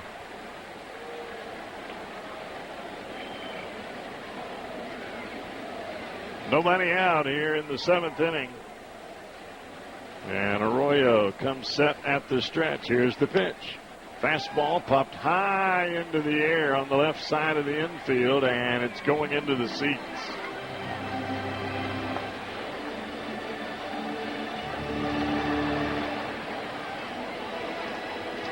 Full count now. 3 balls and 2 strikes on the left-handed hitting Rasmus. Rasmus has 14 doubles and 9 home runs on the year, so he's got some power in that bat. The rookie pitcher, Dixon, stands at first base. Nobody out. 3-2 pitch. Here we go. Line drive, center field. Here comes Heisey. He will not get it. Drops right in front of Heisey, and that is 3 consecutive hits here for the Cardinals. All coming to lead off the 7th inning.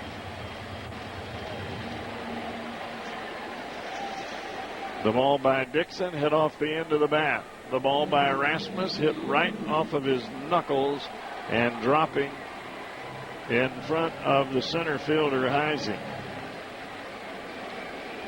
It's not as though that he hit the ball hard there, but they hit it hard enough to get on base. 8-3 is the score. Reds are on top.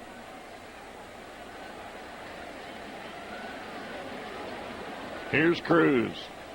Takes the fastball down and away. 1 ball and no strikes.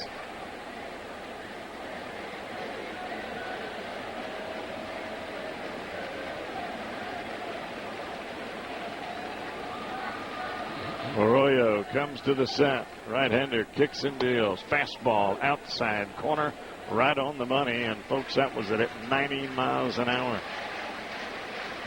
89 the pitch before, 90 on that pitch there.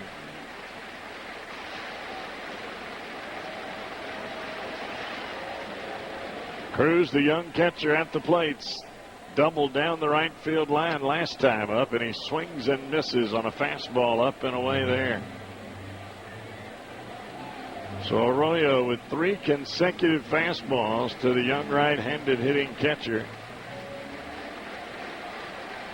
And he is taking a big hack at each one of those fastballs and come up empty. Tony Cruz standing in, waiting on Arroyo. The 1-2. Fastball upstairs. 2-2.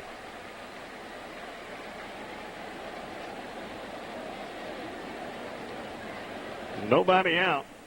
Holiday led it off with a home run just over the wall in left center field. Landed just in the grass above the wall. Pitch. Fastball. Fly ball into right. Can Jay get it? He does. Comes up, and he won't be able to get it in his hand in time to fire to first base. It looked as though he was going to try to double off Rasmus at first, and he couldn't quite get it done.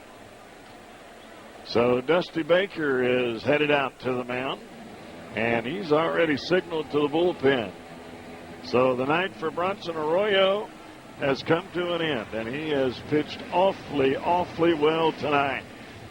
Great velocity, great results, and I'd like to just say to all of you that were worried about the right-hander, he's all right, he's back.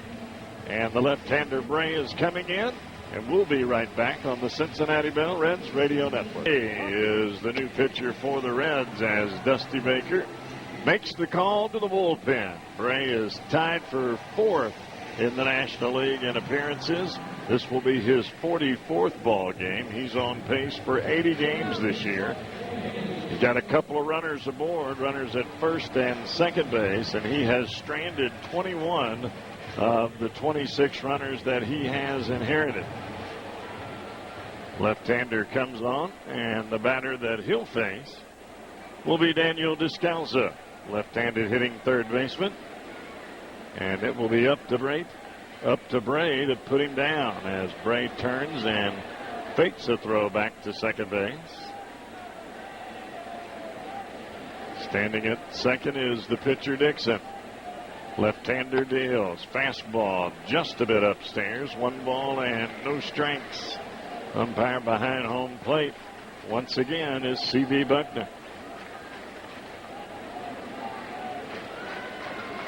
John Jay waits on deck. Left-hander kicks and deals. Fastball right back up the middle. That's a base hit right over the top of. And that ball is going to go off of the. Oh, my goodness. That is a mess. Both Roland and Bray run together as the ball went off the runner on the throw from Heisey. As Rasmus rounded second, headed to third base, Dixon scored on the base hit up the middle. Rasmus kept right on going to third. The throw by Heisey went off of the back of Rasmus. Rasmus turned to run to home, and Bill Bray and Scott Rowland run together, so no play is made on a throw that could have very well nailed Rasmus at the plate because he was not even halfway. And now the score is 8-5, and here's John Jay.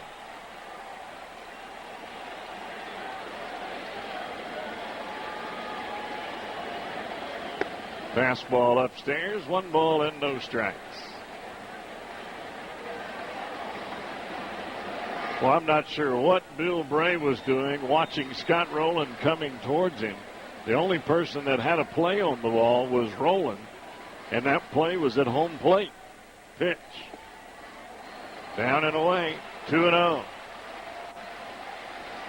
A line drive right back up the middle by Daniel Descalzo. And he's standing at second base. He'll be credited with a single and an RBI. And the run will score on the error on Heisey.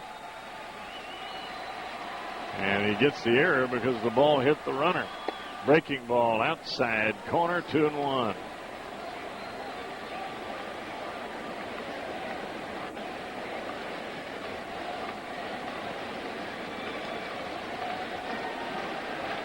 Bray checks the runner at second. Descalzo looks in for the sign from Hannigan. Kicks and deals. Breaking ball, fly ball into left field. Lewis is there. He'll make the catch and the throw in. 2 down.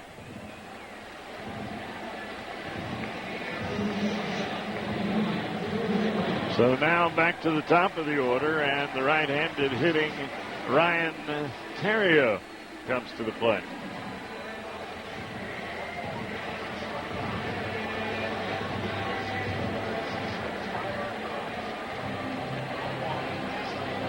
Arroyo is going to be charged with 5 earned runs on the night, and I can assure you he pitched much better than that line score will show overall. Theriot to the plate with 2 down. Fastball fouled straight off. Bill Bray still in the ballgame.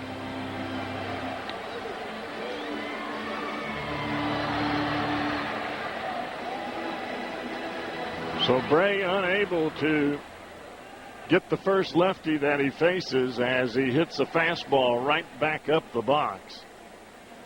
And that's what you're taught. If you're a left-handed hitter coming to the plate and they bring in a lefty, look for the first fastball. And that's exactly what Descalzo did as that ball misses down. 1 ball and 1 strike.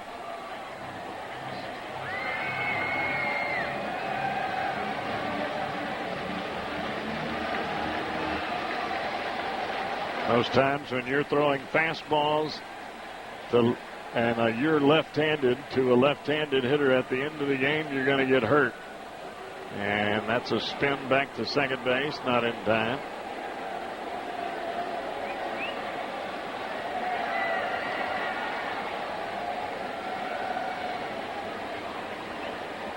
Descalzo at second, 2 down. The 1-1 pitch to Terrio. Line drive, deep center field. Going back is Heisey. Cannot get it. Run will score. 8-6, and the Cardinals are right back in this thing. Wow.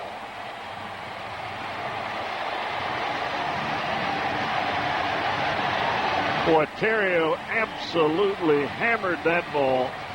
A fastball down and in, and he drove it way over the head of Chris Heisey.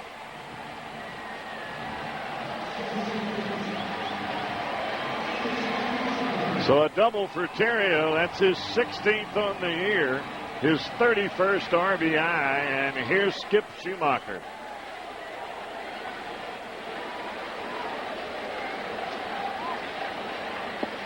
Bray the pitch, a breaking ball, hangs inside. 1 ball and no strikes.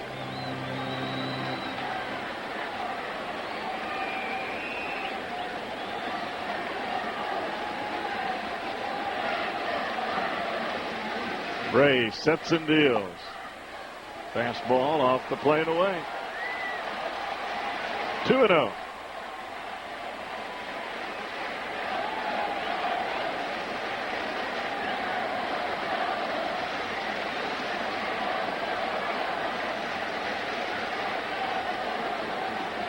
Bray checks in with Hannigan. He's set. Here's the pitch, and it's in the dirt. 3 balls and no strikes.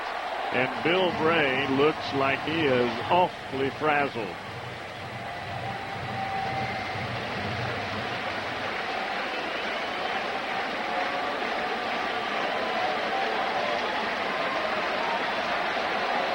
Bray comes to the set, the 3-0, and he finally gets one in there for strike 1.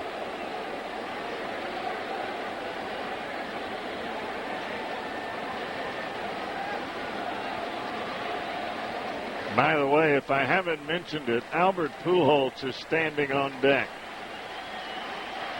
Pitch. And he walked him. And Albert Pujols will come to the plate with a chance to put the Cardinals in the lead.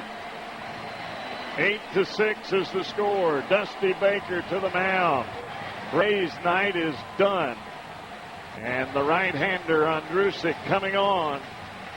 Don't leave us, folks. Don't leave us. We'll be right back on the Cincinnati Bell Reds Radio Network. Andrusic comes on, and the batter that he'll face will be the right-handed hitting first baseman wearing number 5. Back in the lineup for the first time tonight, and that is Albert Pujols. I don't think I have to give you a whole lot of numbers on Albert, other than the fact that he wears out the Reds. And he'll be on in a chance to, well, he's on in a chance to put the Cardinals ahead after the Reds at one point in this ball game led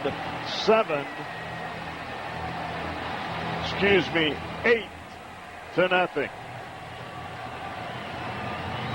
And in the last 2 innings, the Cardinals have put 6 runs on the board, and it's 8-6 right now. Runners at first and second, 2 down, and Albert is at the plate against Andrusic. Pitch, fastball, outside corner, strike 1. Albert is the 9th batter to come to the plate here in the inning. 2 runs in the 6th, 4 runs here in the 7th. No balls and a strike to Andrusic as he pitches, and a check swing by Albert. Did he go? First base umpire Dan Iasonia says no. Albert started, and he was able to hold it up.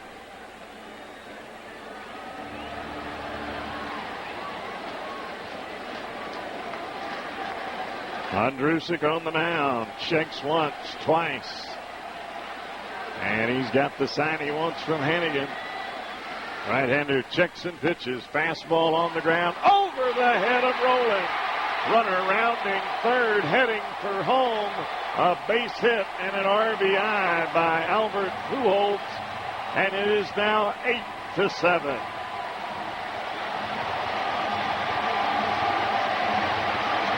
Matt Holliday coming to the plate with the tying run at second base in Skip Schumacher. And Holliday is the 10th batter of this inning.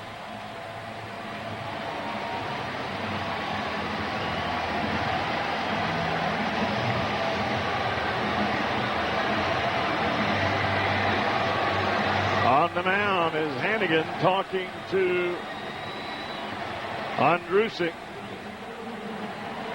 And now he's breaking back for the mound, and Holliday stands in. Runners at first and second base. The elusive third out the Reds are hunting for here. Right-hander Andrusic out of the set. The pitch, fastball, hit down the right field line, slicing foul.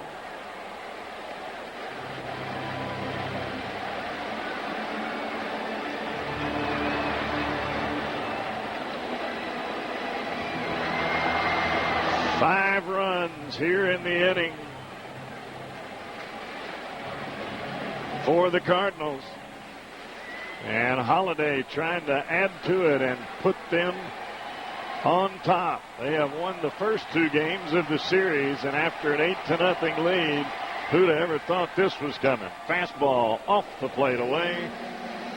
1 ball, 1 strike.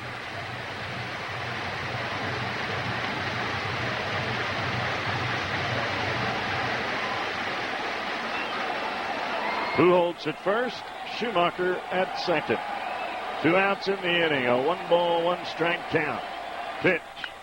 Ground ball to the shortstop, Renteria. He's got it, throws on to Phillips at second. And Andrusic, for the moment, preserves the 1-run lead by the Reds as we head to the 8th inning. The Cardinals have pulled to within 1. Marty Brenneman coming back to you on the Cincinnati Bell Reds Radio Network. 700 WLW, the big one. At Tri-State Centers for Sight, we're changing the way you see eye care. From eye exams and surgery to glasses and contact lenses. The Tri-State Centers for Sight. In August, Sloney and Tracy. Tomorrow at 3:06 on 700 WLW, the big one. 700 WLW. Well, it was 8-0 at one point. It is now almost a brand new ball game. The Cardinals have come off the mat, and they do it after 2 of their regulars have been taken out of the game. It's an 8-7 game as we go to the 8th. And Scott Rowland, who had a 2-run home run in the 5th inning the last time the Reds scored, takes Brandon Dixon's first pitch down and away for ball 1. Rowland, Lewis, and Hannigan here in the top of the 8th, and that pitch in for a call strike to even the count at 1-1. 8 runs, 10 hits, an error for the Reds. 7 runs, 9 hits, and no errors for the Cardinals. A rare bad outing for Bill Bray. Here's a ground ball toward the hole, backhanded by Theriot, and the throw, and there's one away. All right, folks, it is time for Ask Marty. This is going to be big. Yeah, I know it is. This is going to be big. Where you can ask the Hall of Famer to give his thoughts on any and every subject, baseball or non-baseball. Not tonight. By CBTS. Tonight's question comes from Gary in Granville, Ohio. Shame on you, Gary. What a question it is. Here's Fred Lewis. And the pitch is ball 1. Marty, Gary says. Yes, Gare. What is your opinion of our last 3 presidents? And he lists them by name. Obama, Bush, and Clinton. Best, worst, quality. Gare, I have no opinion on that question. All I can do is get myself in trouble, so I am going to defer to someone else who can answer that question for you to your satisfaction, because I wouldn't touch that bad boy with a 10-foot pole. Nor would I. 2-1 the count on Fred Lewis with one out. Hang in there, Gary from Granville. Come on, Gary. It's a great question. You might want to send it to Washington. That's true. That pitch taken inside, 3 balls and a strike. If you'd like to hear some of the best of Ask Marty, and you probably don't want to send that kind of question. That ain't one of them. Go to Reds.com/radio. Thanks to the people at CBTS, the Cincinnati Bell Company, Technology Solutions for Business.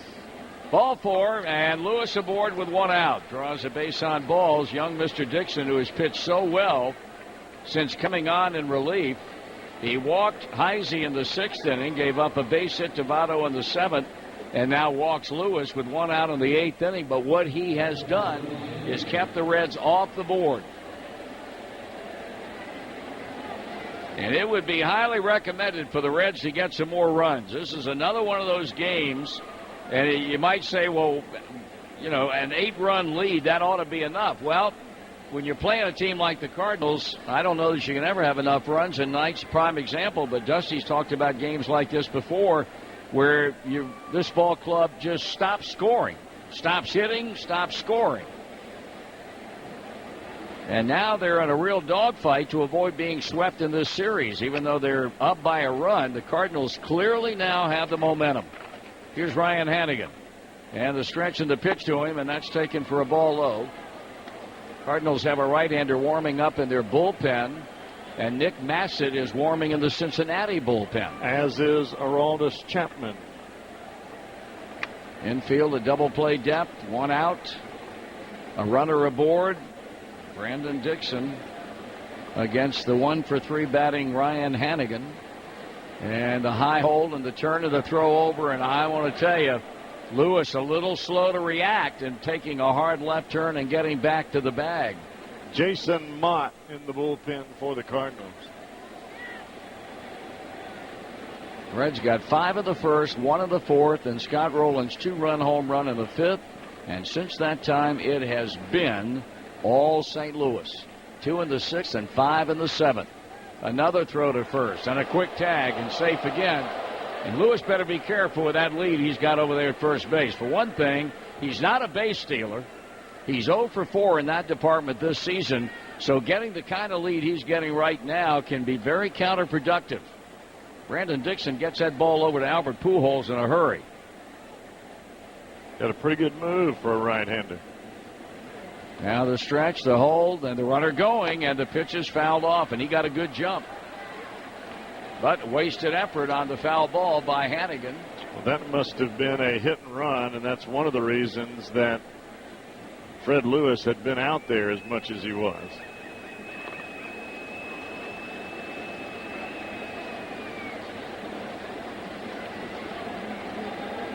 One ball and one strike.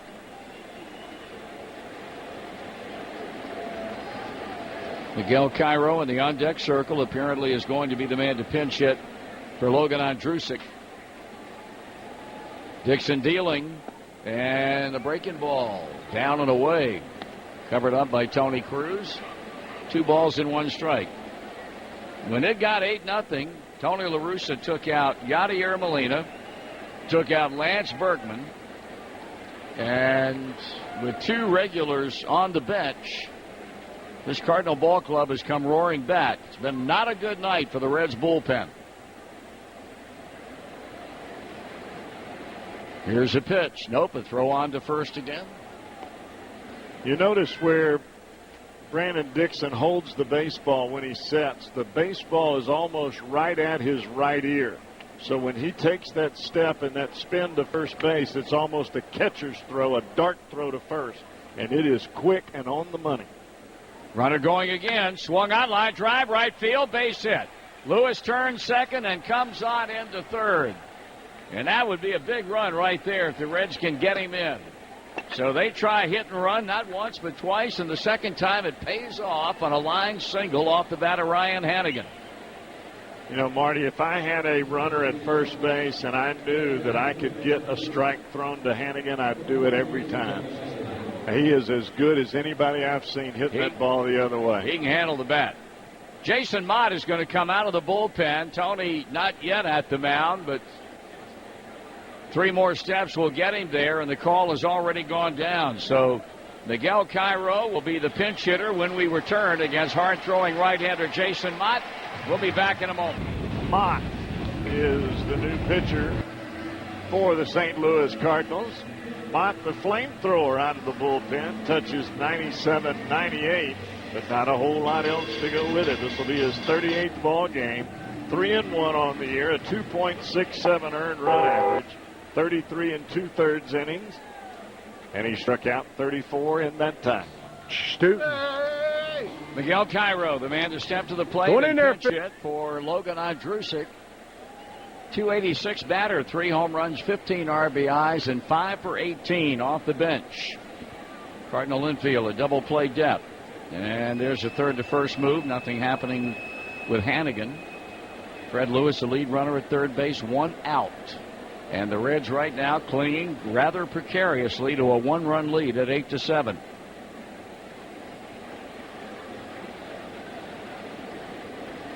Mott a look in for the sign. Now the right-hander with a motion on the Busch Stadium mound. And the pitch, and they pitch out. Thinking maybe that Dusty would put a play on, but it's not happening. 1 ball and no strikes.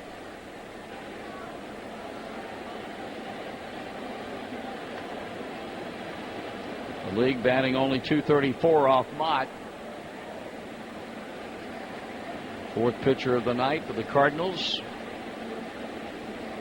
Cairo, veteran right-hand batter, former St. Louis Cardinal himself, trying to make it happen. And he takes it low, and the count's 2-0. Cardinal bullpen now stone cold quiet, while Nick Massett is the only pitcher up in the Reds bullpen. They had Chapman throwing alongside him, but he has now settled back down. Got to keep the ball off the ground in this situation. Lewis taking the lead down the line from third base. Hannigan first, and there's a third to first move again. You say that move right there is called from the dugout? That's Tony La Russa calling it. He's also the one that called the pitch out earlier. He met with the infielders after he got Mott into the ball game. Now the stretch and the 2-0 pitch. And that's bounced to the mound. The throw to second. The throw to first. Double play. 1 to 6 to 3. And the thread goes down the drain. We go to the bottom of the 8th. Reds 8, Cardinals 7 on the Cincinnati Bell Reds Radio Network. The team of the century. Tough as nails. Fast as lightning. Reliable as the morning sun. We're talking about Ohio Casualty. Okay, maybe you were thinking of someone else. But for business owners, Ohio Casualty comes through like the mightiest Hall of Famers. So for expertise you can count on, backed by the financial strength of Liberty Mutual, talk with your independent agent today about Ohio Casualty. Contact policies underwritten by the member companies of Ohio Casualty. 441-5666 to turn your vision into reality. After the game, Mark Amazon takes your calls during extra innings on 700 WLW, the home of the Reds. Nick Massett comes on. Right-hander will be pitching in his 42nd ball game. He is up among the league leaders in that category. He's only given up 1 run in his last 10 appearances, 11 2/3 innings. And the right-hander will be on to face the middle of this Cardinal order. Mark Hamilton will come off the bench and pinch hit for the pitcher. He has had a very, very solid series. Had the infield single over third base. Had won the opening game 1-0. Had a pinch hit last night. And now coming on to bat for Jason Mott. And the first pitch is taken for a strike. We've got Drew Stubbs in the game now in center. Batting in the spot formerly occupied, number 7 from Fred Lewis. And Chris Heisey moves over to play left field. 1 strike and nothing on the left-handed batting Hamilton. Massett from the windup, and a high, lazy foul fly will be out of play to left field. Bill Bray, not good tonight. 1/3 of an inning, gave up 2 hits and 2 runs, both earned. He walked a batter. Logan Andrusic at third, gave up a hit. And now it's up to Massett in the 8th, and we would assume Cordero in the 9th, although they're getting Aroldis Chapman ready in the bullpen just in the event that they need him. It's 0-2-0 on Hamilton, and that pitch down and then a ball. Well, the way the lineup is right now for the Cardinals, if the Reds bullpen does its job, they're not going to have to worry about facing Albert Pujols and Matt Holliday. But they've got to do the job. 1-2 the count. Kobe Rasmus waiting on deck. Cardinals trail 8-7. The pitch. And that's strike 3 call. He rings him up. Good split finger there from Massett. And that one ran right back over the heart of the plate. The one thing that's going to be asked after the ball game, Marty, is why let Bill Bray face Ryan Theriot when you had Logan Ondrusek ready? He hit a double that scored 2 more runs. Then he walked the batter. Then you brought in Ondrusek, who gave up the single to Pujols, which made the game a 1-run ball game. Correct. That's a very good point. And you had 2 outs. So I'm sure that question will be asked. I would imagine. Here's Kobe Rasmus now with 1 out. Massett a long look down for the sign. Now the right-hander winds and brings it, and the pitch is in there for a strike. Taking a look at our Cincinnati Bell trivia question one more time. Oh, man, I got to get one right someday. I don't like your chances. You know, not even today? No, I don't. I'm saying Slim Snee. Oh, that was yesterday. That was Slim Salee was yesterday. Yeah. That's right. Oh. Here's the 0-1 delivery, and Rasmus takes the ball. Born on this day in 1954, All-Star infielder Willie Randolph played for 3 different teams that faced the Reds in the postseason. How many times did Randolph's teams beat the Reds in a postseason series? A, none. B, 1. C, 3. I said C. You did. 1-1 delivery, and that's strike 2 call. Well, let me tell you the teams that Willie Randolph played on. Came up with the Pittsburgh Pirates.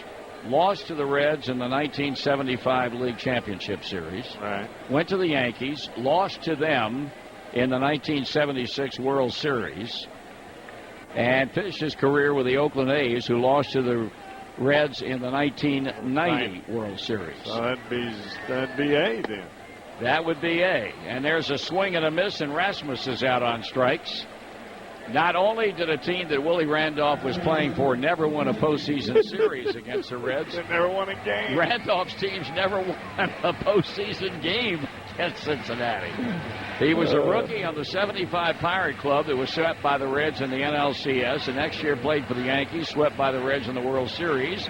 And in 1990, Willie's Oakland A's lost to the Reds 4-0 in the World Series that year. That's another A answer. That's another A answer. I'm going to have to just start saying A before you ever read the dead gum thing. Tony Cruz with 2 out, ball 1. Okay, we know Cruz wants to hit the ball to right field because he's done it every time he's been to the plate. So let's pitch him away. And he does it again, but this one's a foul ball. And the reason that he hit it that way is because we're pitching him out there. He doubled in the 6th inning and scored. Lining one down the right field line. He hit one in the 7th inning that Jay Bruce made a fine catch on. Just don't get it. See if we set up outside again. And now Massett trying to retire the Cardinals in order. Has a 1-1 count on Cruz. The pitch, and it's off the outside edge.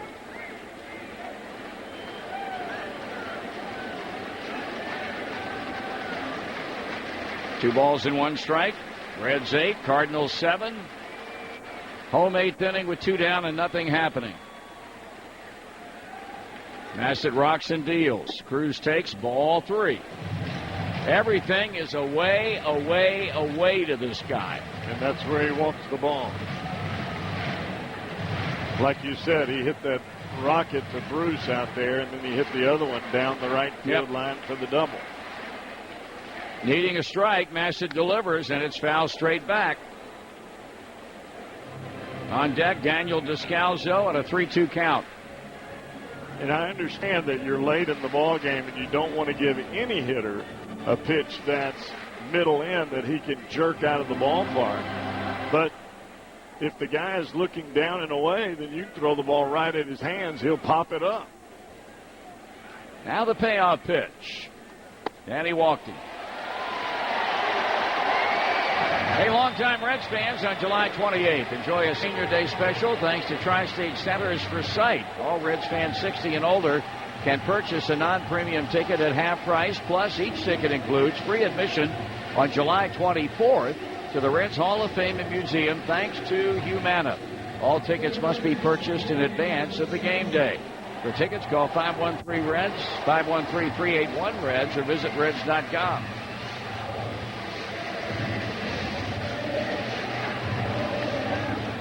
Daniel Descalzo's had a heck of a night. He is 3 for 3, has scored 2, and has knocked in 2.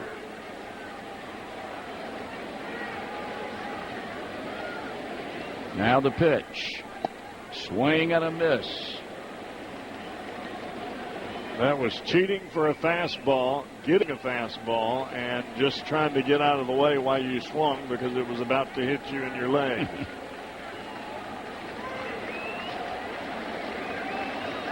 One strike and nothing with 2 down in the inning. If they want Chapman, he's been throwing long enough. He's ready, and you got another left-handed batter coming up next in John Jay. There's a throw over. Chapman has just now sat down. Yep. I guess he was tired of standing there.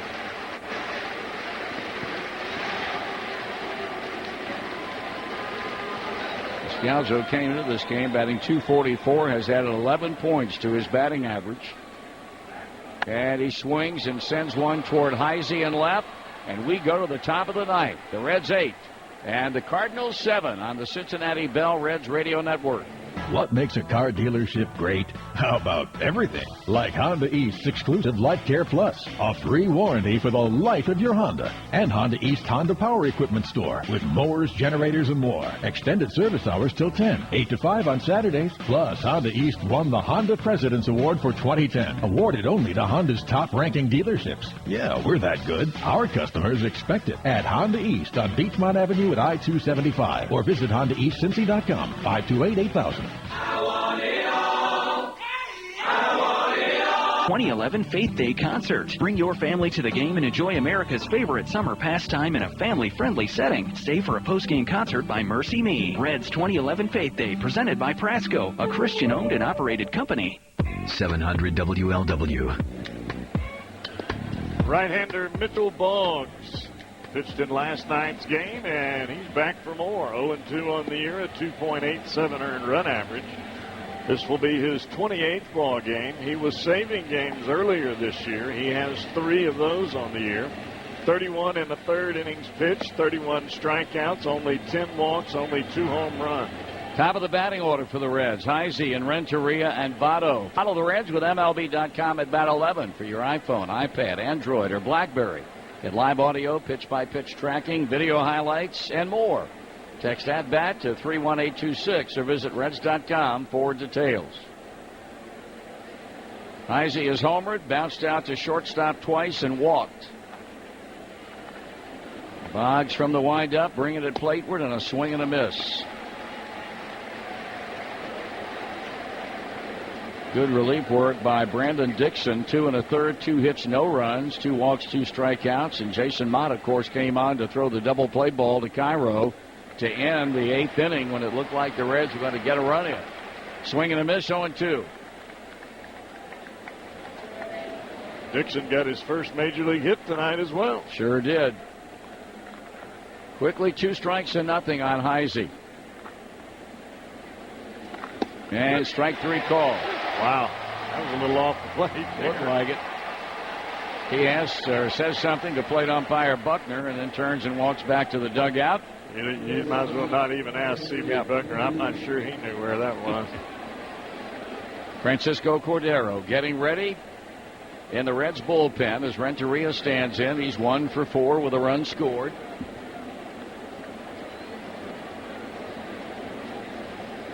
Boggs dealing. Taken for a strike. 37,223 show up for tonight's Titanic struggle. 37,223. I love pitching when he was behind the plate. Here's a pitch. In there for a strike. Who? C.B. Buckner. Why? Because all he did was pick that right arm up and go strike 1, strike 2, strike 3. Just get it close enough, son. That pitch in the dirt and goes back to the screen. He's not going to call that one. I don't think so. It's going to bounce. He ain't going to call that. He might like to. Yeah. Set that catcher up about a foot off the plate and hit the mitt. Tell him, don't move it now. Just catch it. Left-hander Raul Valdez throwing in the Cardinal bullpen. Renteria, a late swing, and he shoots it down past the first base dugout.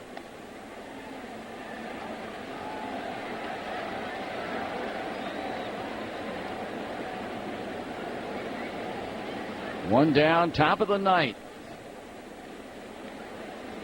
The look in by Boggs. And the pitch to Renteria, struck out swinging.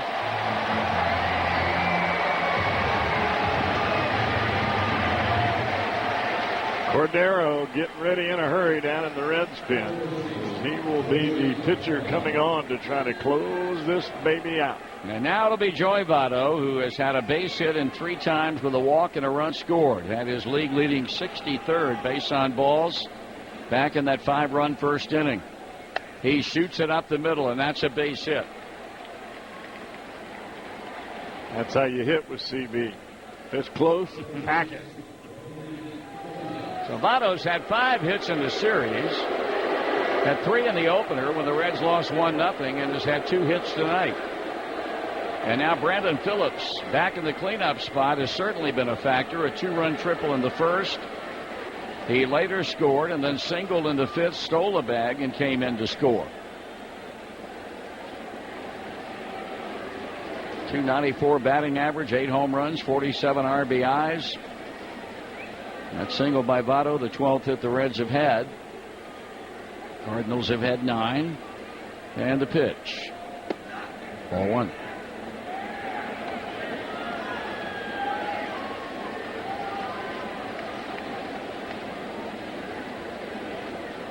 You're wondering about the Cardinal ninth and who Cordero is going to be facing. John Jay, Ryan Theriot, Skip Schumacher. And if anybody gets on base, Albert Pujols will bat again. That pitch in the dirt, bouncing away from Tony Cruz, and Votto will take that occasion to go to second base on the wild pitch.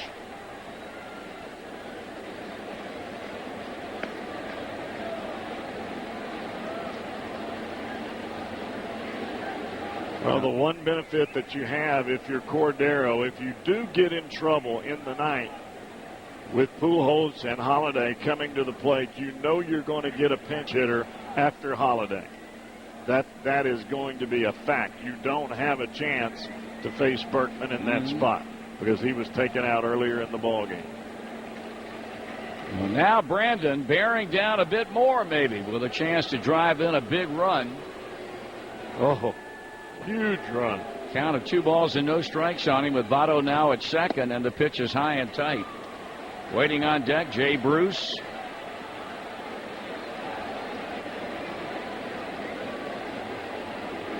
Phillips, a .341 batter with runners in scoring position, and he's enhanced that batting average tonight. And that went in there for a strike. Triple into 2 runs in the first with a runner in scoring position. Now with a chance to do it again here with a count 3 balls and 1 strike.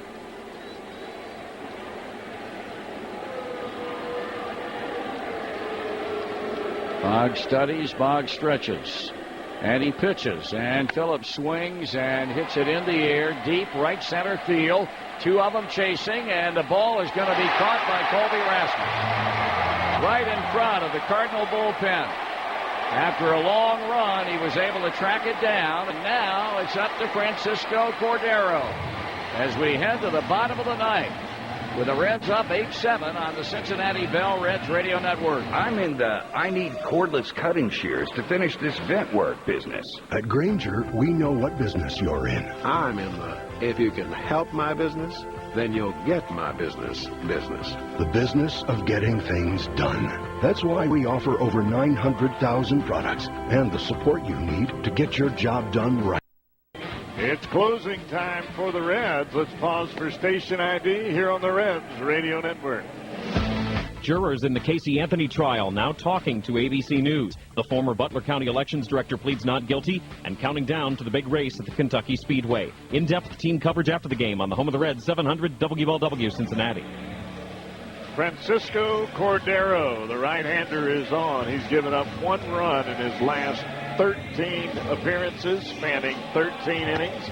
Cordero looking for his 18th save, 36 and a third innings pitched, only 20 hits for the right-hander. Paul Yadish has come off the bench. He's now at shortstop, batting ninth in the Reds' order. And it'll be John Jay to start the Cardinal ninth inning off. Came into the game to play right field when Berkman left after 5 innings. He is 0 for 2 since coming off the bench, grounding out and flying out, and now stands in to lead off this Cardinal ninth inning against Cordero. The big right-hander sends it plateward, and the pitch is in for a strike. Cordero 17 saves and 19 save situations this season. Comes back to Jay, and that pitch is up the plate and a bit high, 1 ball and 1 strike. So the 2 bullpens, which have been exceedingly busy tonight, all of a sudden, nothing happening, either the Reds or the Cardinals. Jay taking way high. He missed badly with that pitch, 2-1.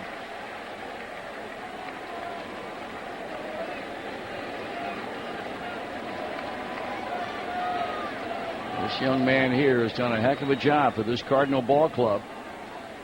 That one is hammered deep into right center field.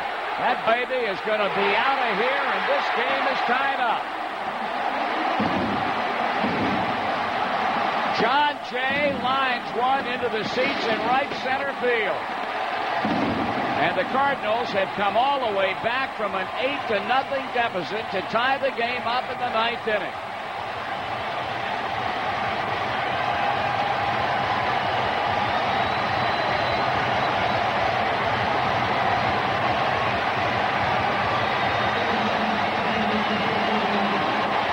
Up and away and out over the plate, right where John Jay likes it. And now Ryan Theriot stands in, and he takes the strike. It is an active Cardinal dugout, and it looks like a wake in the Reds dugout. The pitch. Theriot sends it in the air, shallow right. And is Bruce, and he'll make the catch in fair territory as both Brandon Phillips and Joey Votto were racing out in that general direction.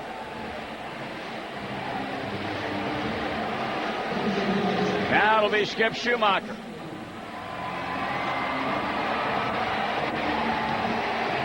He grounded out his first 2 times up and has walked his last 2 times. So a 3rd blown save of the year for Francisco Cordero. John Jay's home run sees to that. And now the pitch to Schumacher. And it's taken high ball 1. Of course, it means that Albert Pujols will get an at-bat. And he's been a factor tonight in coming off the DL and playing for the first time with an RBI single in that 5-run 7th. There's the strike.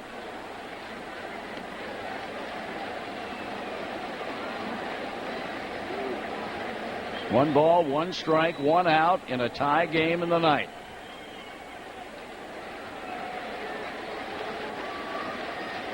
That pitch is high. It is 2 balls and 1 strike.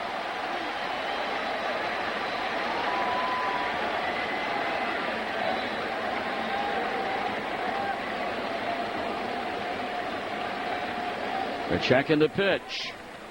Ball 3.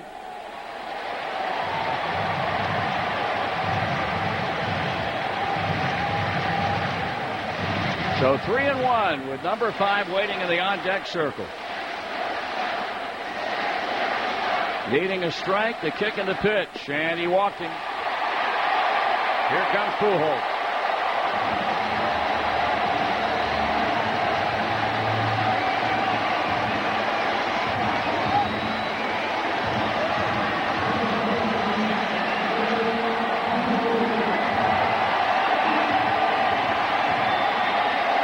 Fly to right, grounded to short, hit into a forced play, and singled to left to knock in a run in the 7th inning. Heisey is about as deep as you can get in left field. Straight away and deep stubs in center, the same for Bruce in right. And the pitch. And it's in the dirt, and a heck of a catch on a bounce by Ryan Hannigan. 1 ball and no strikes, and I'll tell you what, it's becoming an adventure tonight with Cordero on the mound. Throwing an awfully lot of breaking balls, and not really sure why. The pitch that John Jay hit out looked like a split finger or a changeup or something that was up and away that he just hooked out of the ballpark, but that's exactly what he looks for anyway. Wide open stance, stepping to the outside corner, and looks to pull. Pujols back in the box, Babcock tie. Schumacher with a winning run over at first base. A pitch, and it's down, ball 2. Jay homered, Terrio fly to right. He walks Schumacher, and he's working behind in the count here to Pujols at 2-0. Matt Holliday is in the on-deck circle. Cordero has the sign from Hannigan. He pitches, and it's up and in. And I mean, he has not come close to throwing a strike to Albert Pujols. Those are all 3 breaking balls, and 2 of them have been up and in, and 1 bounced in front of home plate. Albert back in the box. Levels the bat out over the plate. 3-0 coming, and it's a strike.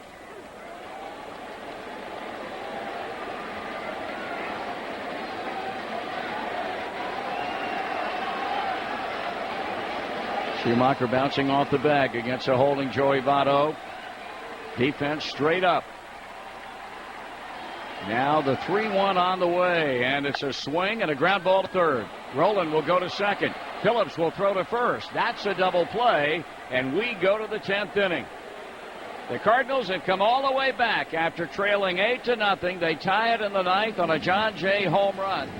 Jeff Brantley will have the 10th of an 8-8 game on the Cincinnati Bell Reds Radio Network. I'm so ready for football to start, I'm already wearing a cup. Cincinnati Bell just called an audible on their unbeatable HD bundle. For a limited time, when you bundle Cincinnati Bell's lightning fast internet with DirecTV service, you'll also get the 2011 NFL Sunday ticket at no extra charge. Bench the cable company and put in Cincinnati Bell. Lightning fast internet, DirecTV service with the NFL Sunday ticket, all for only $64.99 a month for 12 months after a 2-year DirecTV agreement. Cincinnati Bell, right here for you with more bang for your buck. Certain restrictions apply. See store for details. Hi, Jerry Thomas for Queen City Sausage, a craft sausage maker since 1965 and the official brat of the Cincinnati Reds. The good news is summer is here, and there's no reason not to have the grill going with lots of Queen City sausages on it. It's a Cincinnati thing, a cold one in your hand and watching Queen City brats and Mets sizzling and popping on your grill. Now's the time to do your backyard magic for the gang this weekend. You've tried the rest, now try the best. Queen City Sausage. Nobody squeezes more out of a gallon of gas than Toyota. From America's best-selling car, Toyota Camry, and an EPA-estimated 33 mpg highway, the always dependable Corolla at 35 miles per gallon, to the 50-mile-per-gallon rated Prius. Toyota is the most fuel-efficient full-line automotive manufacturer. The proof is in the car. Find out more at buyatoyota.com, including mobile. Toyota, proud sponsor of Reds baseball. Toyota, moving forward. At Kroger Marketplace, you'll find the freshest food and the tools to prepare it, the table to gather around, and candles to make the evening beautiful. In fact, at Kroger Marketplace, you'll find everything, from food to home, even fine jewelry, all in one stop. 700 WLW. Right-hander Mitchell Boggs still on the mound for the Cardinals. Both teams 500 records, 4-4 for the Reds, 5-5 for the Cardinals in extra inning play. And the Reds once had a lead of 8-0 as deep as the 5th inning. And they have allowed the Cardinals to come all the way back in time. Jay Bruce to start it off. Fastball off the plate away. 1 ball and no strikes from the right-hander Mitchell Boggs. Boggs with a short step back. pitch to Bruce, and he pops it sky high. Very shallow on the left side of the infield. Descalzo calls for it, makes the catch, 1 down. Fastball tailing away, and Bruce opened that front shoulder and those front hips, and the bat head drops and pops it straight up into the sky. Here's Scott Rowland with 1 down. Rowland has homered and lined out to left and grounded out to shortstop his 2 other times. Takes a fastball off the plate away. 1 ball and no strikes to the Reds' third baseman, Scott Rowland. Pitch, fastball, and he fouls it straight back. 95-mile-an-hour heater from the right-hander Boggs.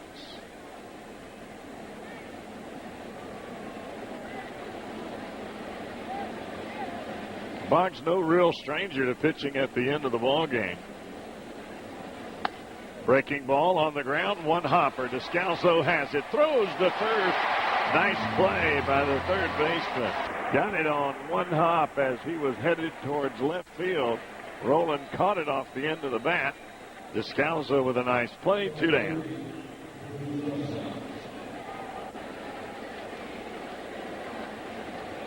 So here's Drew Stubbs. Stubbs' first time to come to the plate tonight. He was inserted late in the ball game for defensive reasons. He did not start in center, as is Heisey. And he takes a breaking ball just a bit down. 1 ball and no strikes.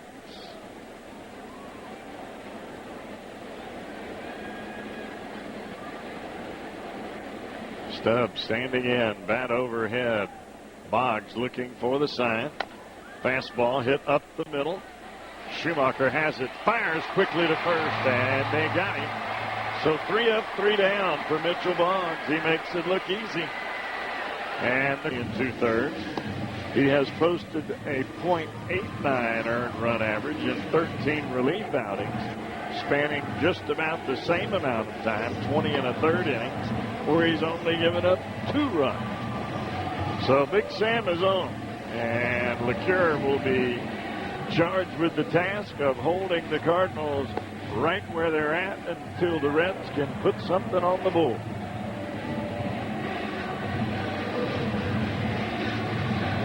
Right-hander LeCure, and the first 3 batters that he'll face will be Holiday,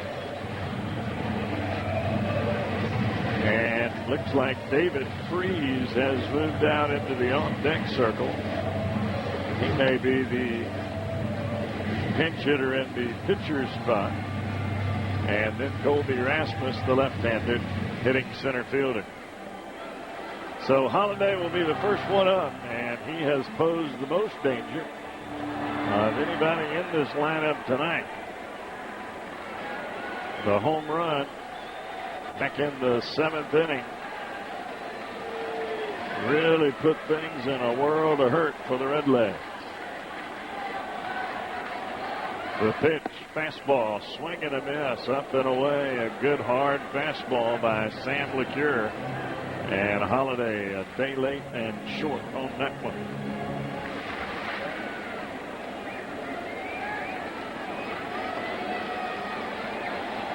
LeCure with a look in to Hannigan.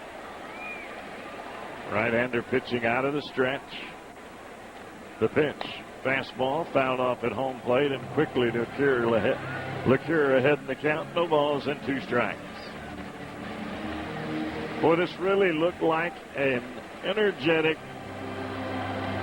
Reds ball club as the game began. They came out swinging the bats with some tremendous authority. They jumped all over the starter, Jake Westbrook.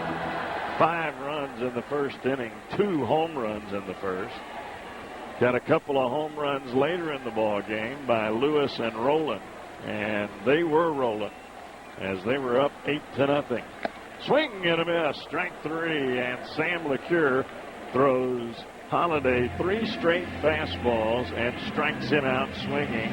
sending him right back to the dugout, 1 down. But, Jeff, going back to that, what you're just talking about, but then they turn around, and over the last 5 innings, they have been shut out on 3 hits.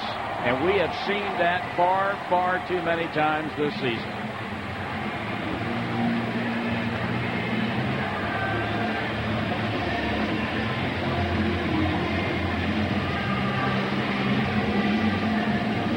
So here's the third baseman normally for the Cardinals, hitting at a .351 clip. This is David Freese. He has been on and off the disabled list throughout his career. First pitch fastball, and it's called down by C.B. Buckner.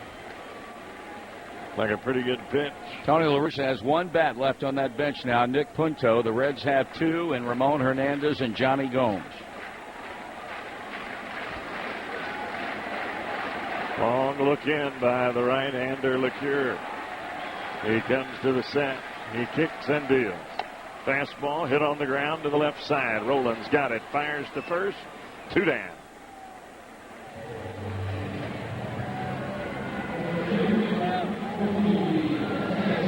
Boy, you just have a pretty good feeling when LeCure comes into the game that not that he's going to do a tremendous job, but that he's confident in what he's doing out there.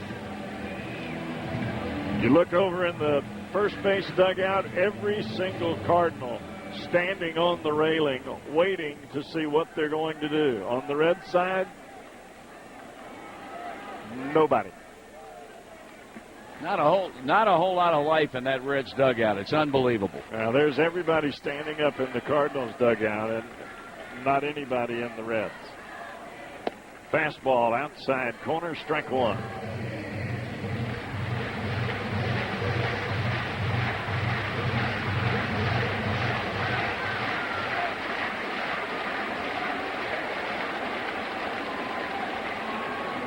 Left-handed hitting Colby Rasmus, and he's got a chance to end it with 1 swing of the bat himself. He can hit the long ball.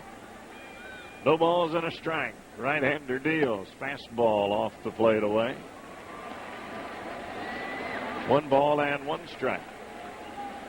One thing I've noticed about Sam LeCure, since he has been pitching out of the bullpen, he's added about 2 to 3 miles an hour, maybe more, to his fastball. Just being able to just grab it and go get it without having to worry about 6 or 7 innings. Pitch. Just missing down and away. 2 balls and a strike.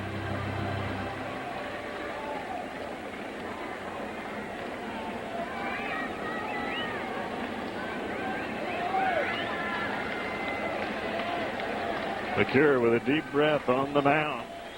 Looks into the sign from Hannigan. Rasmus waving the bat back and forth. The set, and here's the pitch. Fastball again off the plate away. So 3 balls and 1 strike now.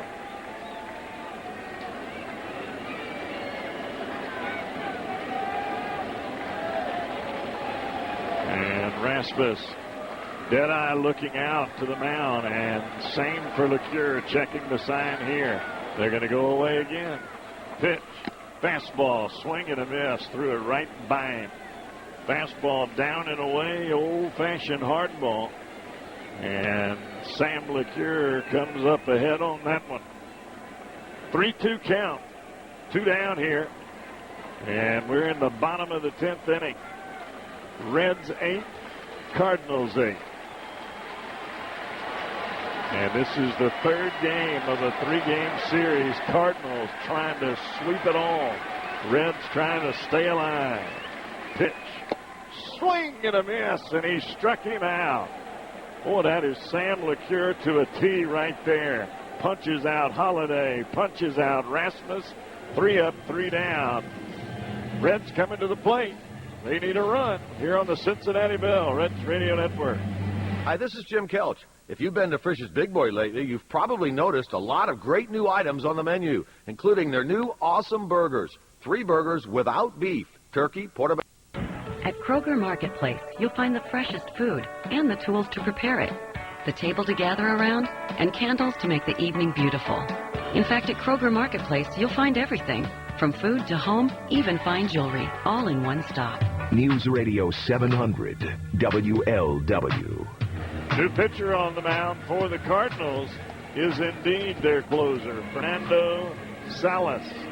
Came on in game number 1 and closed out the ball game in smooth fashion, and he'll be on here in the top of the 11th inning to try to hold the Reds scoreless. And a bunch of other changes made by the Cardinals, basically people moving. David Freese stays in the game to play third. Daniel Descalzo moves to second. Skip Schumacher moves to right. And John Jay goes to center. So Colby Rasmus is out of the Cardinal lineup. It'll be Ryan Hannigan leading it off. He has grounded out, singled, struck out, and singled again. Reds have out hit the Cardinals 12-10, but this has been it's been a night to remember. And for most of the wrong reasons. Hannigan stepping in to be followed by Paul Janisch and then by Chris Heisey. And Salas delivers, and it's taken for a strike. Again, the Reds have 2 available bats on the bench, among non-pitchers, of course, and that would be Johnny Gomes and be Ramon Hernandez. Cardinals have 1 remaining in Nick Punto.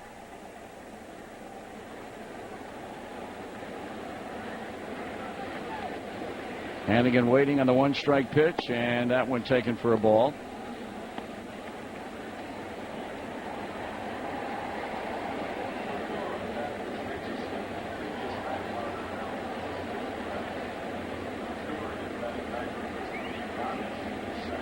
Now the pitch.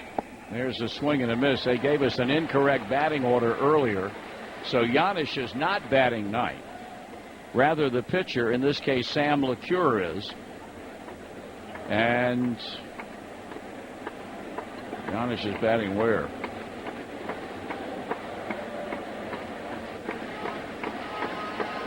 Second. Yep. That fastball is upstairs, and it counts 2-2. So Sam LeCure waiting on deck.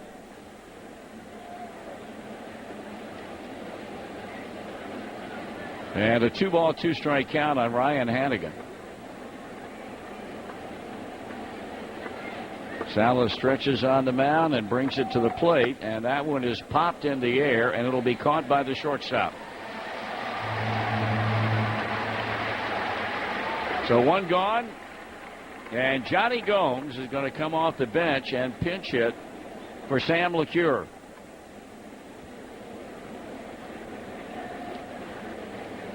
Tony La Russa now out of the dugout talking to plate umpire C.B. Buckner about what we have no idea.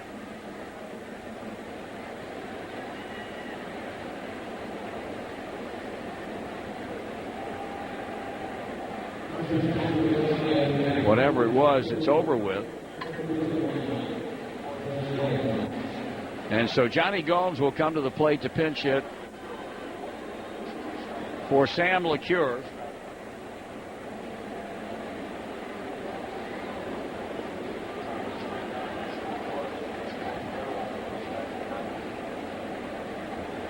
Francisco Cordero, what it means is when he came into the game, he was batting ninth, and Janisch was batting second. They gave it the other way around when they were giving it to us at the time that both of them came in the game. So now Gomes batting for Sam LeCure with 1 out, and Johnny takes a strike on the inside.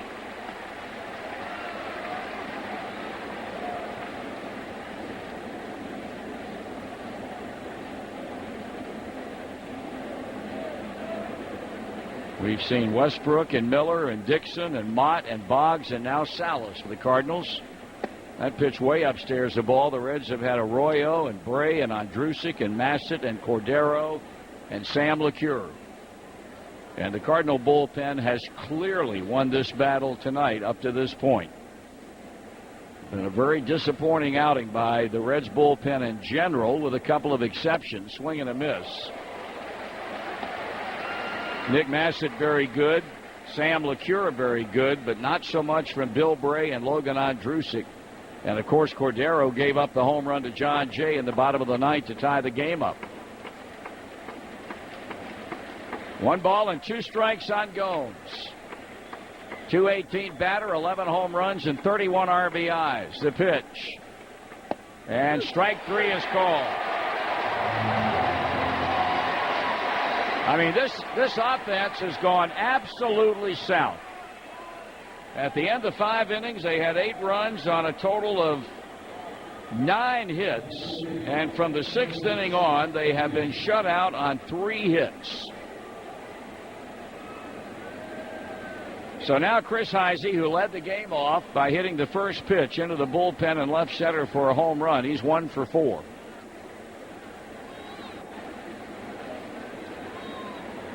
And he checks his swing on a pitch down and away, ball 1. It's really been 2 different games. The Reds won the first 5, and the Cardinals have been a winner since then.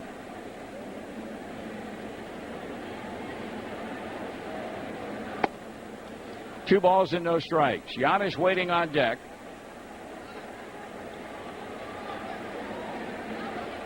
Albert Pujols now getting the attention of Fernando Salas. Said something to him. The youngster nodded his head affirmatively and now gets back to the business of pitching to Heisey.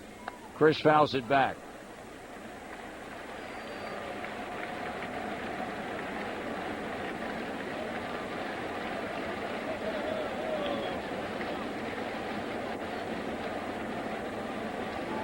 Hannigan is popped to short.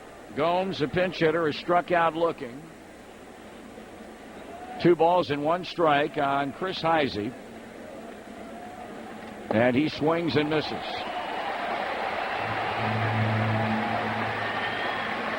Pretty good changeup right there. The bottom fell out of that one.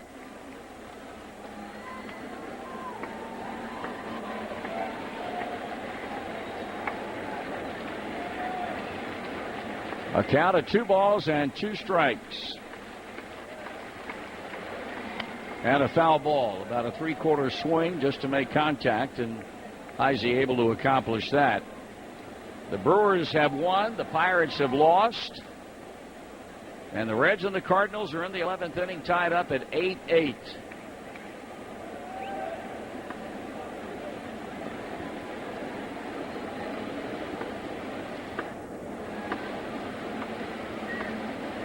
Cruz hangs aside. The pitch on the way. And he struck him out swinging with a pitch up and in. Middle of inning number 11. 8-8 on the Cincinnati Bell Reds Radio Network. All right, guys, gather around. There's a girl out there right now. She wants to meet you. She doesn't know it yet. I want you to go out. I want you to hand her an ice-cold Budweiser.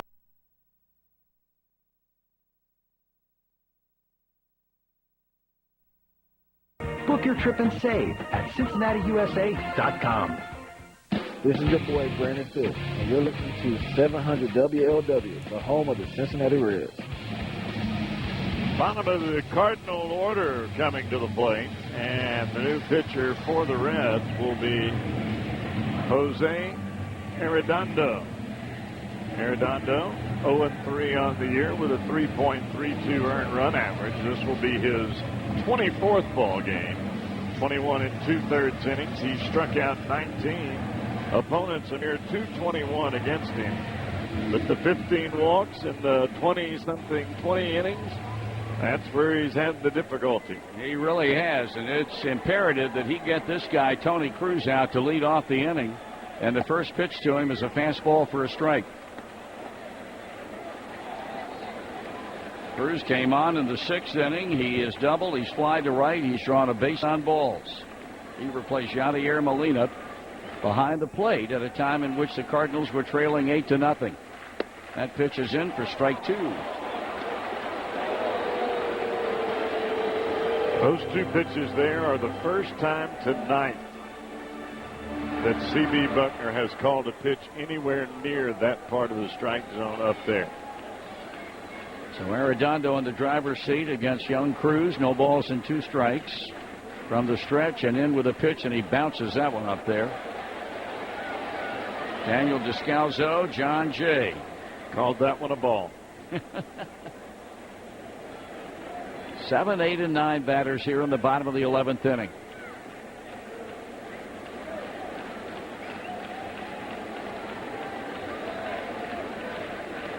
Arredondo sets for the 1-2 offering. Here it comes, and it's shot foul past third base coach Jose Oquendo.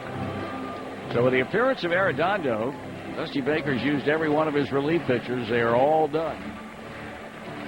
Except for Aroldis Chapman. They've still got him left. And Porky. Bring old Porky in there. Juan Lopez, the bullpen coach, he's down there. The pitch swinging at a pop-up on the infield. It'll be Scott Rowland calling on the infield grass, 1 out.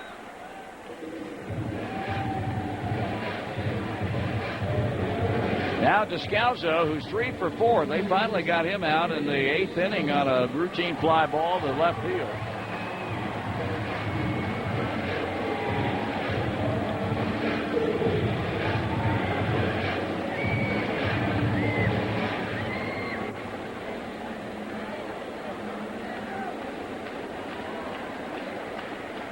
Here's a pitch, and it's off the mitt. The catcher, 1 ball and no strikes. This is really not the kind of game you want to have when you're going to another city to begin a 4-game series, and you go as deep, with one exception, into your bullpen as you can possibly go. And the fact that the Reds are playing tomorrow night in Milwaukee. That's correct. Now the 1-0 coming, and that one bounced up the middle, and that's going to be a base hit. 4 hits tonight for Daniel Descalzo.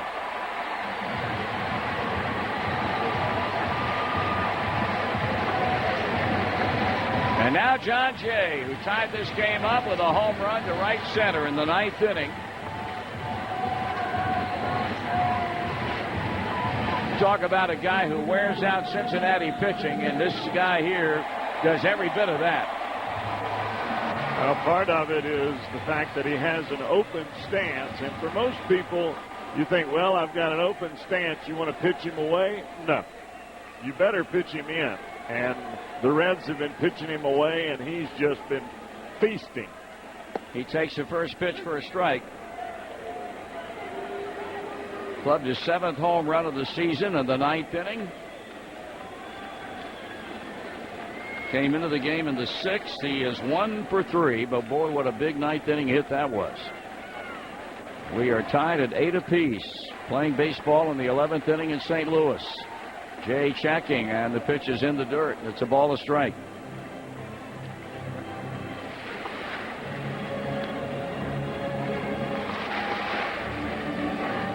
Arredondo, new baseball in hand, backs toward the mound.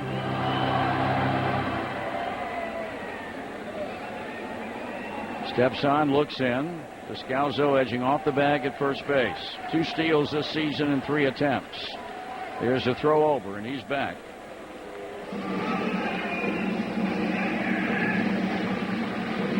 In fact, he was thrown out. Actually, he's 2 for 4 because he was thrown out in the 3rd inning after reaching on a 1-out infield single. Now the pitch on the way, and Jay holds back on the pitch upstairs. 2 balls and 1 strike.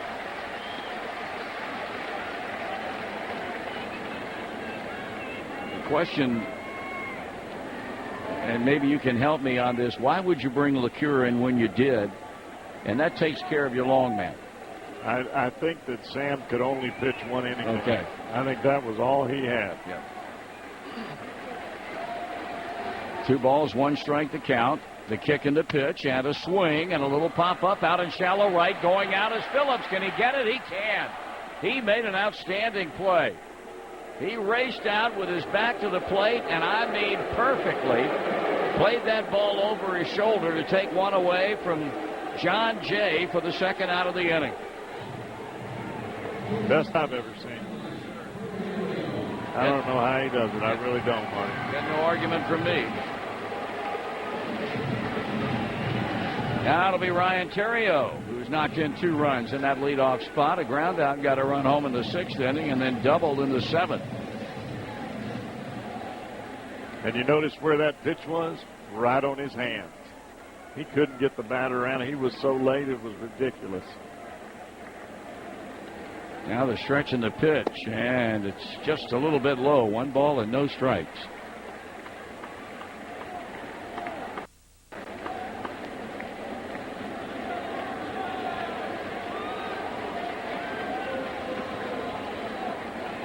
Two down, runner at first base, trying to send it to a 12th inning. And he misses, and the count's 2 balls and no strikes. And the thing for the Reds is they have 2, 3, and 4 coming up when it's their at bat.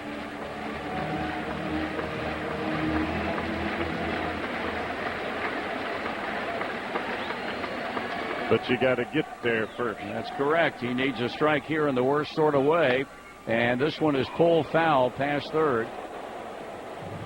Hit the ball very hard. Did Ryan Terriel, but a foul ball on a 2-1 count. The Reds are 12 and 18 this season in one-run games. The Cardinals are 13 and 12.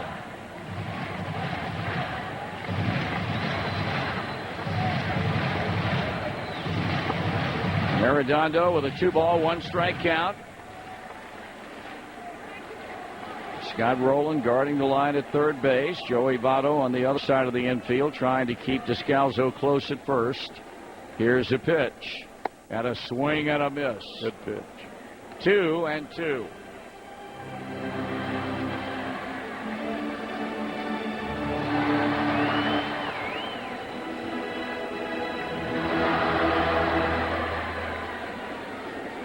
Arredondo in his first inning of work. Sam LeCure outstanding in the 10th. Tied the Cardinals in order. Struck out a pair. Now the right-hander set to go again and turns and throws over. Fernando Salas apparently will go back and pitch the 12th inning if we go there.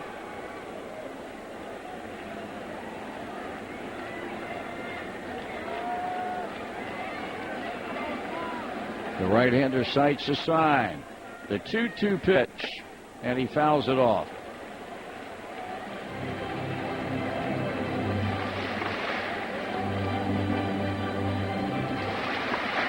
These two ball clubs, again, the reminder, will be getting after it a week from Friday night, Great American Ballpark. 3-game weekend series right after the All-Star break. 7:10 on Friday night, 7:10 Saturday, and 1:10 on Sunday. Reds then go away for 3 in Pittsburgh and then come back for a long homestand against Atlanta, the Mets, and the Giants. 2-2 pitch again. That bounces up there, and the runner will go to second. Wow. Wild pitch by Arredondo, and the winning run's in scoring position. It was a great job by Descalzo. He was looking at downward action and may have been able to pick up the pitch from the catcher Hannigan because he was going as soon as the ball started moving downward.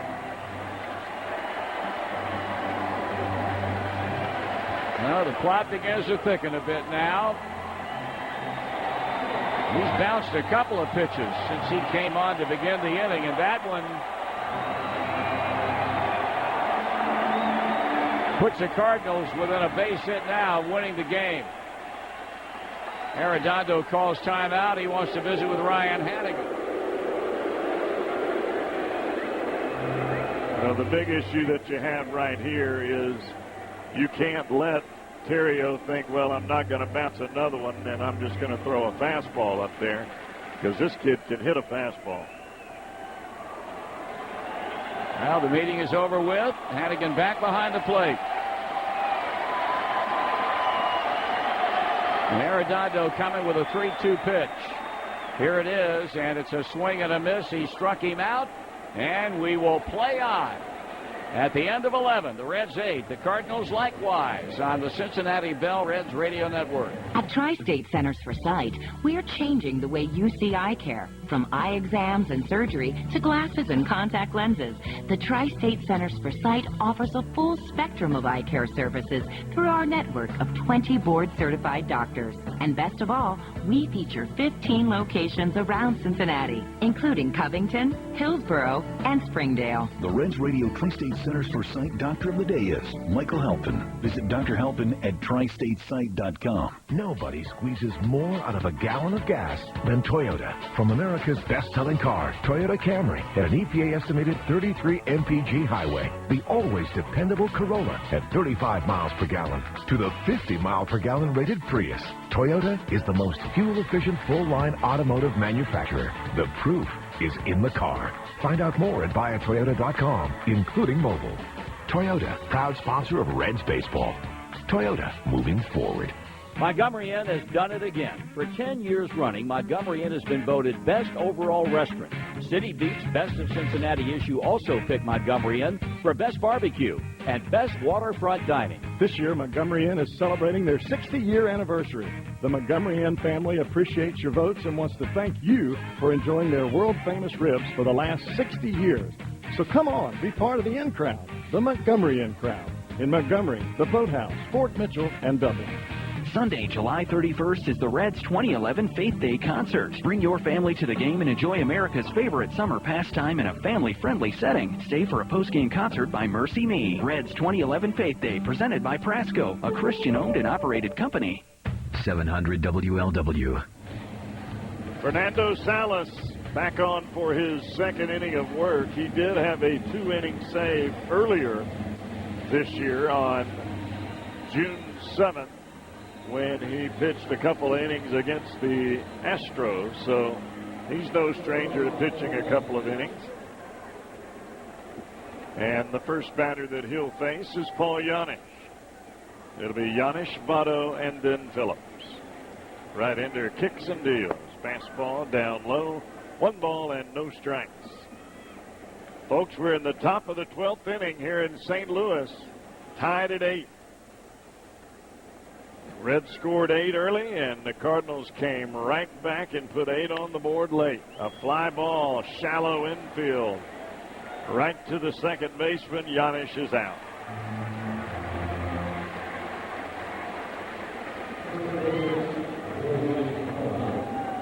Here's Joey Votto. Votto 2 for 4 tonight. He has a run scored, but that came all the way back in the first inning. Reds scored 5 in the first, a home run in the fourth, and a home run in the fifth to put them up 8-0, and nothing since. Backdoor breaking ball, ball 1. Cardinals, on the other hand, 2 runs in the sixth, 5 runs in the seventh, and the all-important home run in the bottom of the ninth. Swing and a miss. Votto taking a big hack right there. 1 ball, 1 strike. First batter that Cordero faced in the 9th inning was John Jay, and he hit a rocket out of here to right center to tie the game at 8. Fastball outside corner, strike 2. 1 ball and 2 strikes to Votto.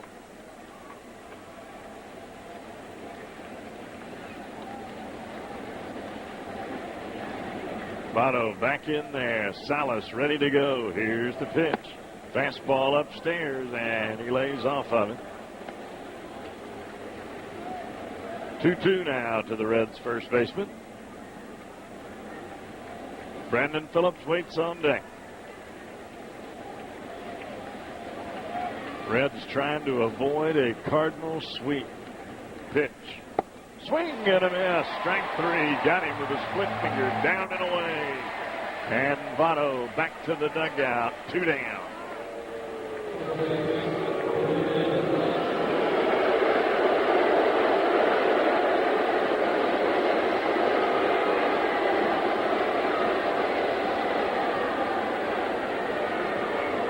Brandon Phillips has gotten his money's worth every time tonight.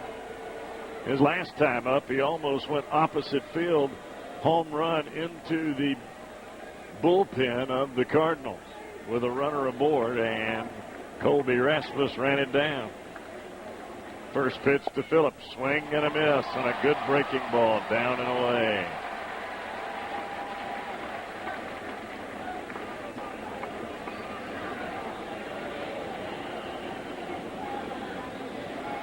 Phillips, a big part of that 5-run first inning, a triple down the right field line with a couple of RBIs.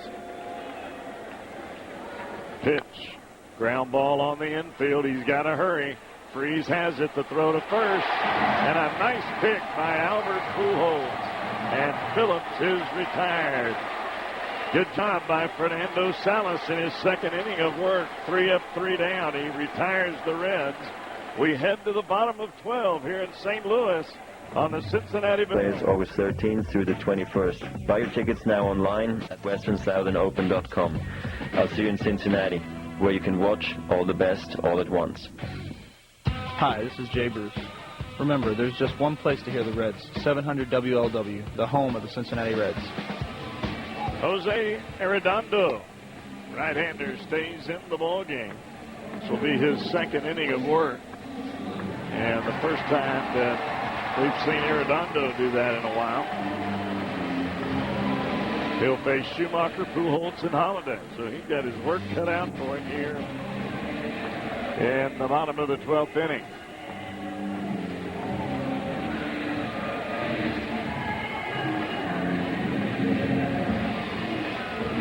Schumacher, boy, you sure don't want him to get on ahead of Pujols and Holiday.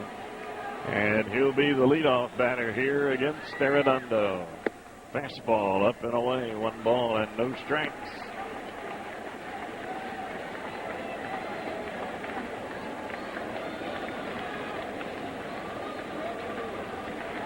Pujols has 1 hit tonight, and it was the one that bounced over Roland's head. There's a fastball in there for a strike. One that bounced over Roland's head for an RBI that brought home Ryan Theriot.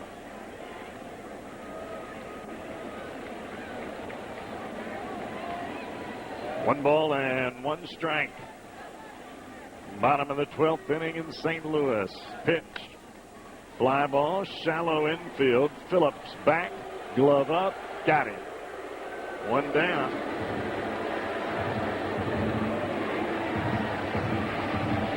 So Schumacher is a fly out to Phillips at second base. And that will bring Albert Pujols to the plate.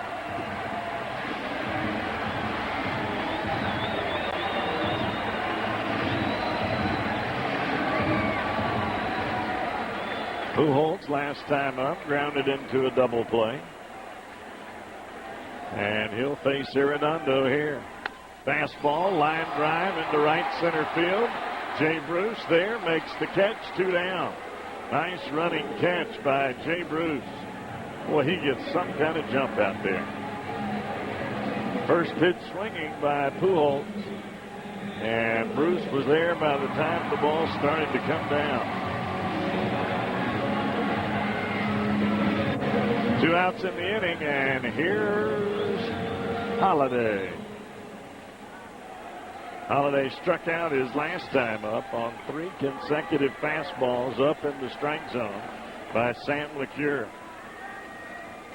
Fastball right down Broadway, strike 1.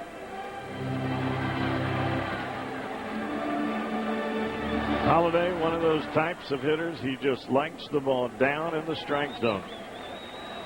High hands, big leg kick, breaking ball, swing and a miss, strike 2.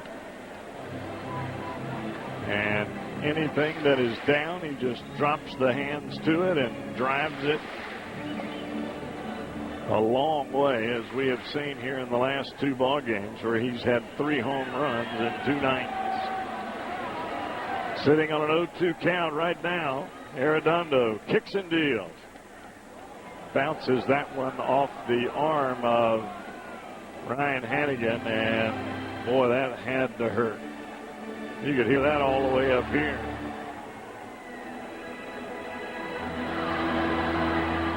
That ball hit right in front of home plate and then off the bicep, the left bicep of Ryan Hannigan, and you could hear the sound smack all the way up here in the booth. So now it's a 1-2 count. And Arredondo will go back to work against Holiday. The 1-2 pitch. And he bounces that in there. 2 balls and 2 strikes.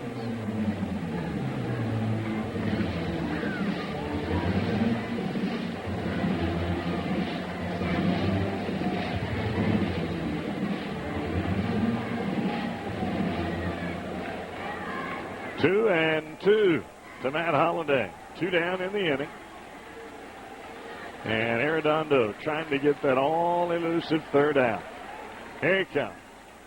Fastball just off the plate away, and C.B. Buckner not even moving. And Arredondo not real happy with that call.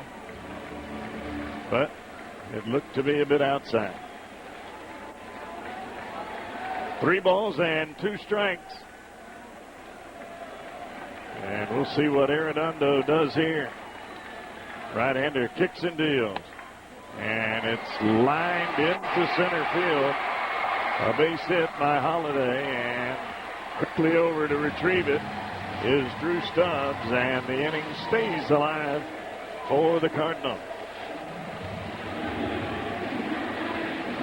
Base hit on a 3-2 pitch. And now here's David Freese.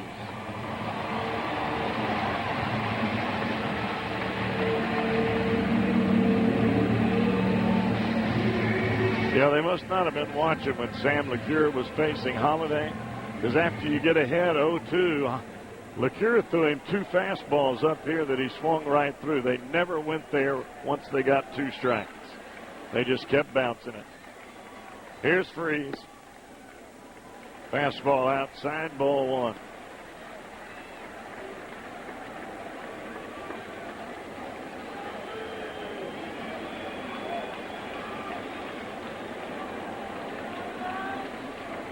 Left-hander Chapman continues to move around down there in the Reds bullpen. The pitch off the, well, he got in a strike. Back-to-back pitches almost in the identical spot for C.B. Buckner, the home plate umpire. 1 a ball, 1 a strike. And I'm sure Arredondo was happy with that one. 1-1 instead of 2-0. Quick pick to first. Holliday going nowhere. He and all of his 0 stolen bases here in 2011.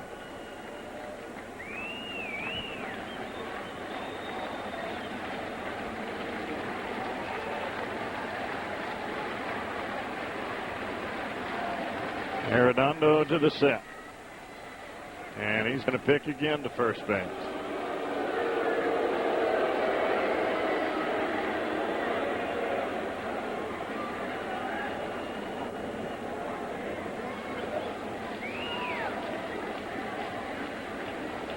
Holliday with a quad injury, missed almost a month earlier. Pitch. Fouled off to the right side and out of play. 1 ball and 2 strikes on David Freese.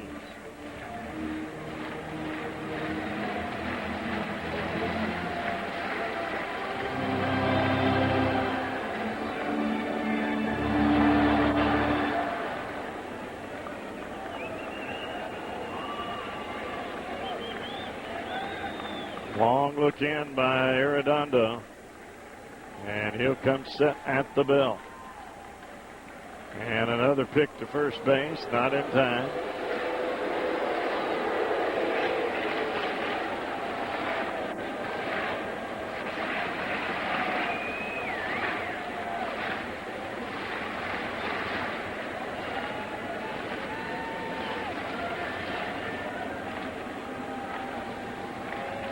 Again, the 1-2.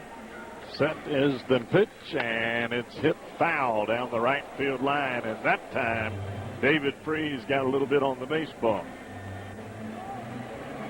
Trying to shoot the ball the other way, and he got the bat head on that one. And that's where Freese likes to hit the ball, is in that right center field gap and down the right field line. He shoots the ball that way more times than not. Count remains 1 ball and 2 strikes. Arredondo trying to get the 3rd out here in the bottom of 12. Pitch. Swing and a miss. Strike 3. Got him on the split finger. And Freese swings right through it. We will head to 13. Reds coming to the plate. And we'll tell you who the pitcher is. And Marty Brenneman's coming back to you on the Cincinnati Bell Reds Radio Network. Hi, this is Jim Kelch. If you've been to Frisch's Big Boy lately, you've probably noticed a lot of great new items on the menu, including their new awesome WLW. even fine jewelry, all in one stop. News Radio 700 WLW.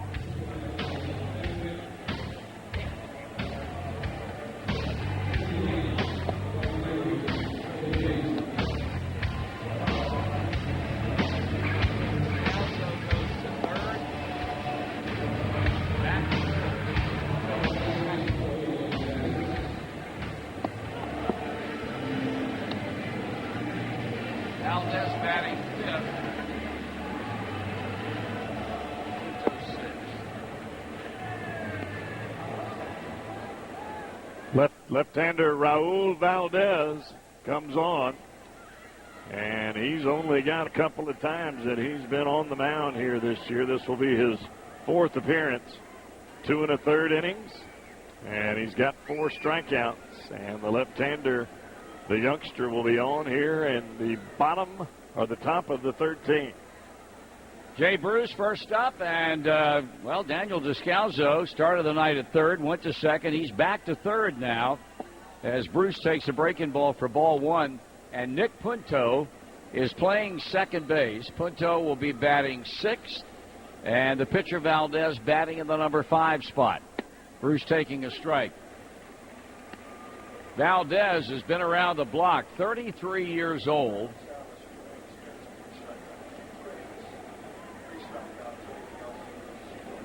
Now the pitch, and that's a breaking ball away. Actually, he pitched last year 38 games with the New York Mets. 3-3 record with a .491 earned run average. He appeared in relief 37 times, started once. Cardinals signed him as a minor league free agent during the offseason. A swing and a miss.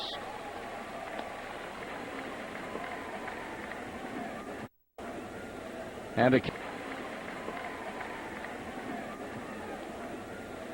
the count evens at 2 balls and 2 strikes. Jay Bruce began the night very well with a 2-run home run and a double. He has since flied to left, lined to third, and popped to third. And this pitch now in the dirt, and the count goes to 3-2. Valdez was a non-roster invite in spring training for the Cardinals. I'm telling you, this guy doesn't throw anything but just curveball after curveball after curveball.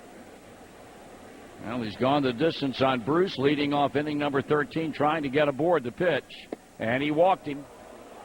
So Jay's on with a leadoff walk, and the batter will be Scott Rowland. You can pretty much book he's going to be somewhere around 76 to 79, and it's going to break either down and in if you're right-handed or down and away if you're lefty. Rowland's had 1 hit tonight, a 2-run homer back in the 5th inning, his 5th of the year. Valdez missed 2 complete years.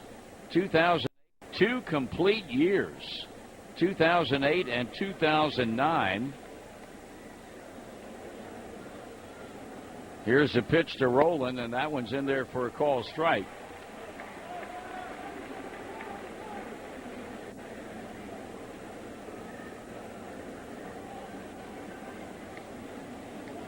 This now becomes, for want of a better term, a battle of attrition. Who's going to have people standing up at the end capable of doing a job on the mound? There's a call strike 2. The Reds now have Aroldis Chapman warming up in their bullpen. Valdez quickly getting ahead 0-2 on Rowland after he walked Bruce to begin the inning. Drew Stubbs waiting on deck. Left-hander steps back on, looks back in. Fernando Salas, 2 innings, retired 6 in a row and struck out 3 of them. Rowland take a ball inside.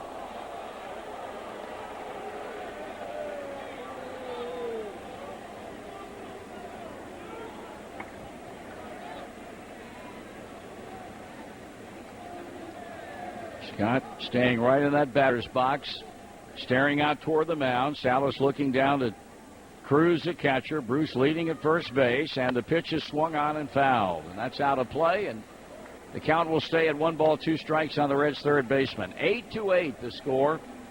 Reds got 5 in the first, 1 in the fourth, 2 in the fifth to go up 8-0. And then the game turned. The Cardinals started with 2 runs in the 6th, climbed to within a run with 10 men batting and 5 scoring in the 7th. And then the home run by John Jay to lead the 9th inning off to tie it up. Foul ball again.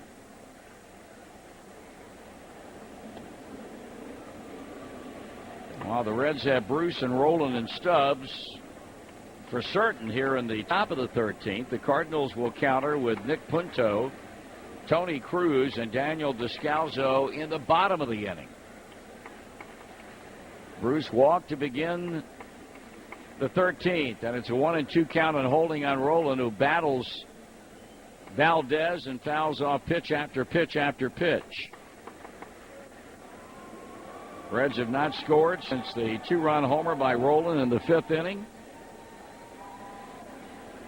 We're in the top of the 13th. Strike 3 call.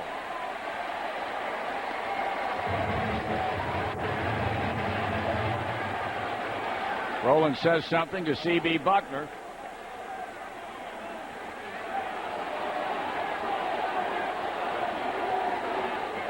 That is a 9th strikeout tonight for Cardinal pitching. And now Drew Stubbs' turn. Came into the game in the bottom of the 8th, batted in the 10th, and bounced out to second.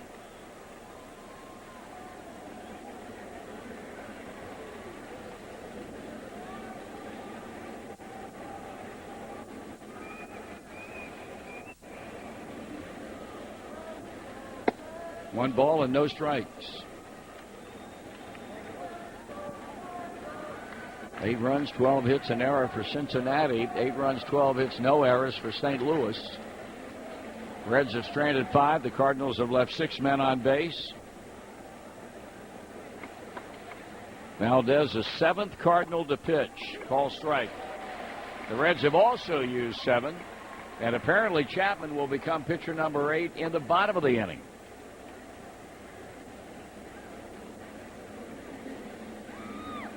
Feel a whole lot better if he had a lead than if he was just coming on dry.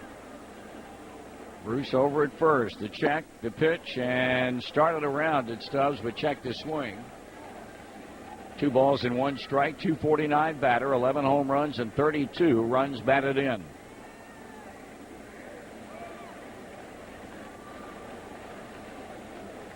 Well, when you get a leadoff walk this late in the ball game, you got to make it happen.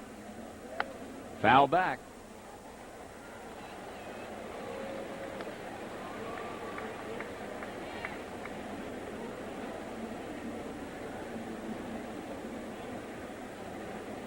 The only available non-pitcher on the Reds bench right now is Ramon Hernandez. The Cardinals have exhausted the available bats in their dugout. Anybody pinch hits from here on out for the Cardinals, it's going to be a pitcher. Line drive into left, and that's a base hit. Jay Bruce will go to second and stop there, and the Reds pose now a first and second one-out threat. And Ryan Hannigan will be the man at the plate.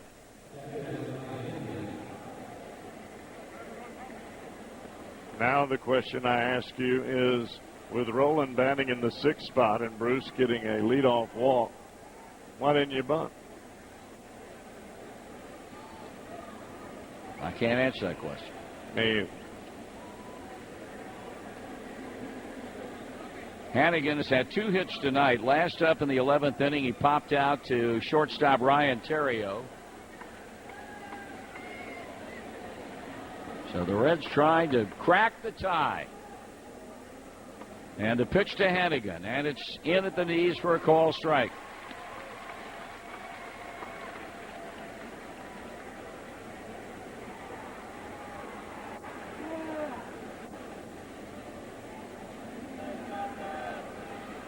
Valdez steps back on, looks back in with Bruce at second, Stubbs at first. The look in the pitch, and that's a ball low, 1 ball and 1 strike.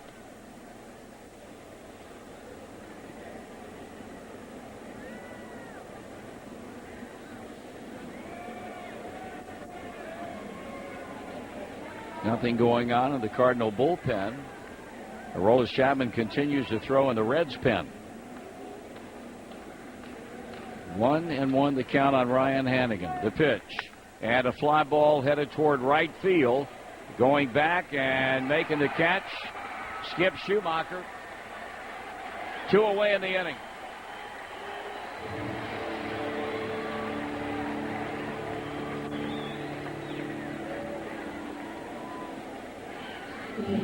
And here's the last available bat on the Reds bench. Ramon Hernandez is going to bat for the pitcher, Jose Arredondo. And one of the better left-handed hitters on the Reds club. 307 batter, 8 home runs. He's knocked in 20. He is 1 for 3 in pinch hit situations this season.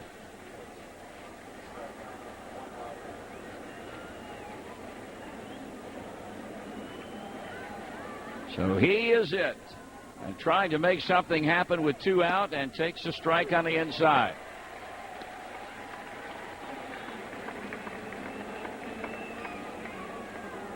This is the first time the Reds have threatened since the 9th inning, when a wild pitch got Joey Votto to second with 2 out, and then Phillips launched that drive into deep right center that Colby Rasmus ran down on the warning track. Hernandez swings and misses, 0-2.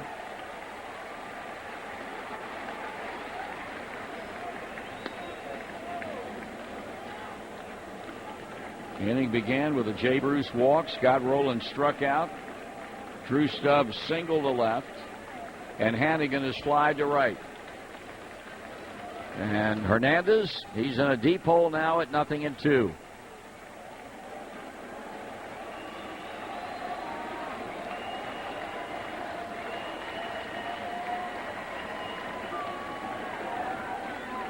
Taking too much time to suit Ramon Hernandez. He backs away from the plate.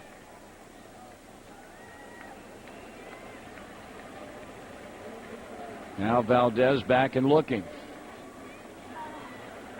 Straightens up on the mound, kicks, throws. Swung on and fair down the left field line.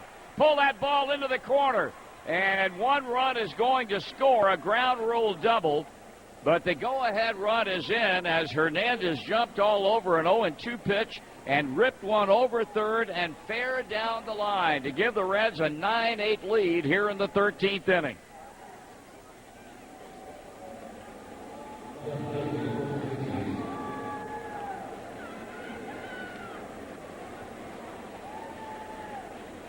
So an area in which the Reds have excelled in all year long, about as good as anybody in baseball, and that's pinch hitting. And they do it again. And now with runners at second and third and 2 out, they're going to intentionally walk Chris Heisey and take their chances against a light-hitting Paul Janisch. Well, that ball that Hernandez hit was a good 1.5 feet in off the plate. I think he was just looking in and just crushed it. I'll tell you, with the way this game has gone tonight, I think you would be absolutely stunned if come tomorrow night in Milwaukee, this club doesn't have at least one fresh arm from somewhere.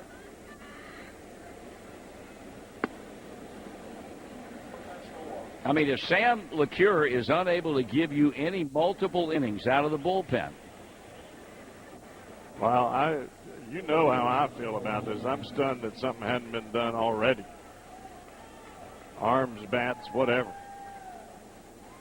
So now Giannis stands in. He came into the game to play shortstop in the bottom of the ninth. He popped up in the 12th inning.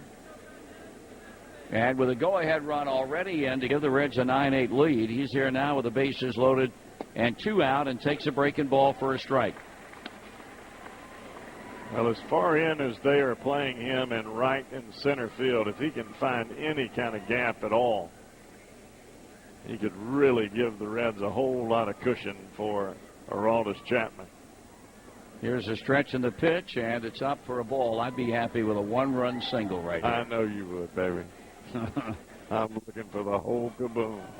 You can't get greedy with a 228 batter. Well, I'm getting it. 1 ball, 1 strike, 3 men on. And the stretch by Valdez pitching, and Giannis squibs 1 foul off the first base line. And he's in a hole now at 1-2 with Stubbs at third with Hernandez at second and with Heisey at first. That base on balls to Jay Bruce to begin the inning has come back to haunt Raul Valdez and the Cardinals. They're going to have Punto and Cruz and Descalzo up in the bottom of the inning against the left-hander Aroldis Chapman. Strike 3 call, and the inning is over. The Reds strand 3, but they get the lead. The question now is, can Chapman hold it? Reds 9, Cardinals 8, heading to the bottom of the 13th on the Cincinnati Bell. 2-8. The Reds have taken the lead here in the top of the 13th inning here in St. Louis. And Aroldis Chapman has come on. And he will be charged with the process of getting his first big league save. And it comes against the Reds' nemesis, the St. Louis Cardinals.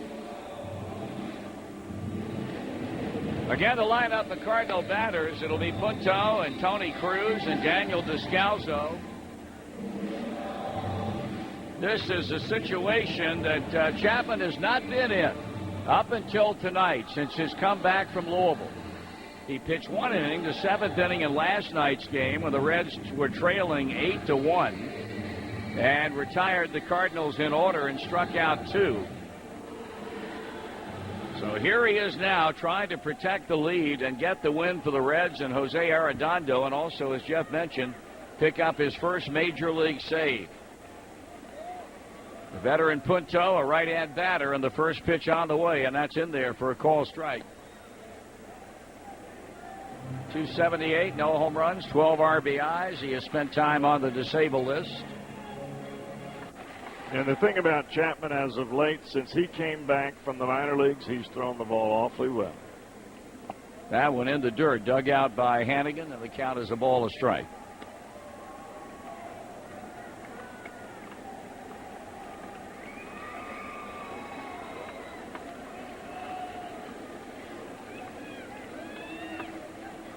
Now he's ready with a 1-1 pitch.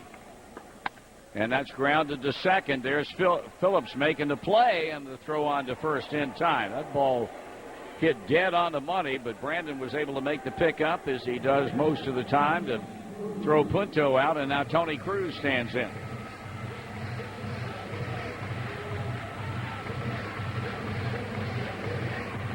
One hit, a double. He's also had a walk. He has scored a run.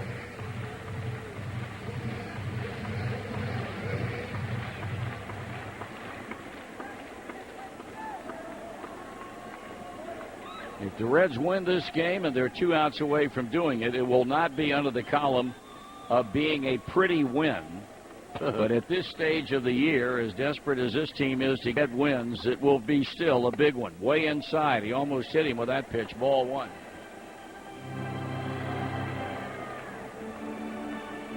Or maybe Chapman was paying attention down there in the bullpen, watching this kid try to drive everything down the right field line. First pitch right up underneath his hands. Stretching the pitch. And that one hit up the middle. That's going to be a base hit into center field.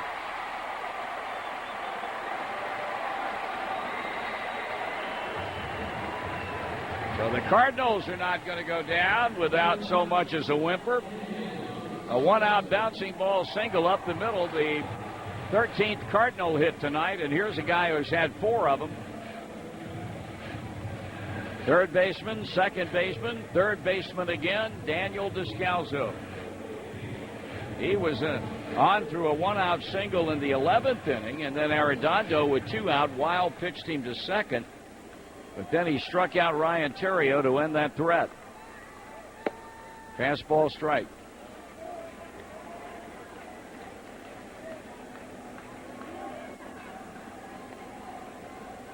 Reds 9, Cardinals 8. Bottom of the 13th. Left-hander against left-hand batter. Descalzo holding back, and it's 1-1. John Jay on deck.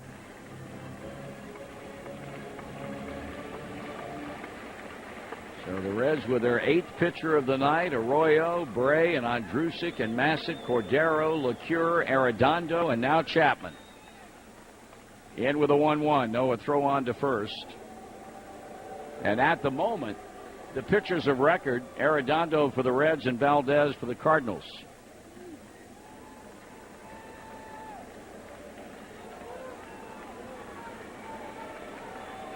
Now the left-hander stretches and deals.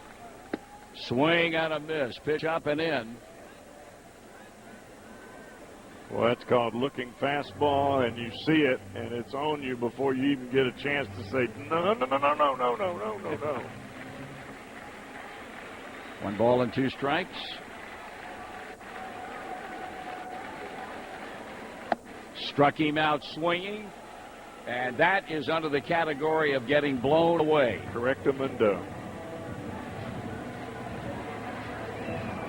So now the guy who has caused this game to go 13 innings stands in. John Jay with that home run off of Cordero to lead off the ninth when the Reds had an 8-7 lead. And now 4 innings later, we have 1 more out to go here as Chapman goes to work on the left-handed batting Jay, and it's ball 1.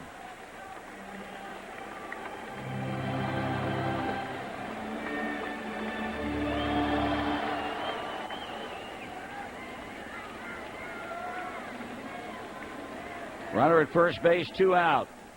A throw over again. And back is Cruz. Certainly no threat to run, or you wouldn't think he would run.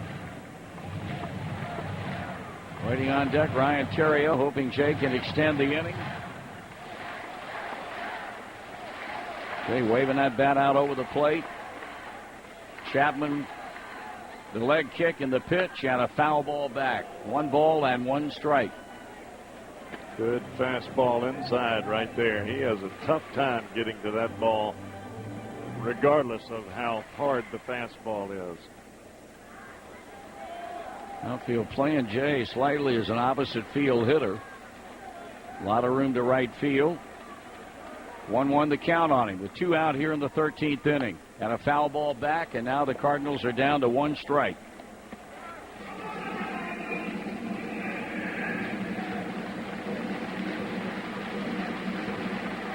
There, Chapman with a new baseball in hand.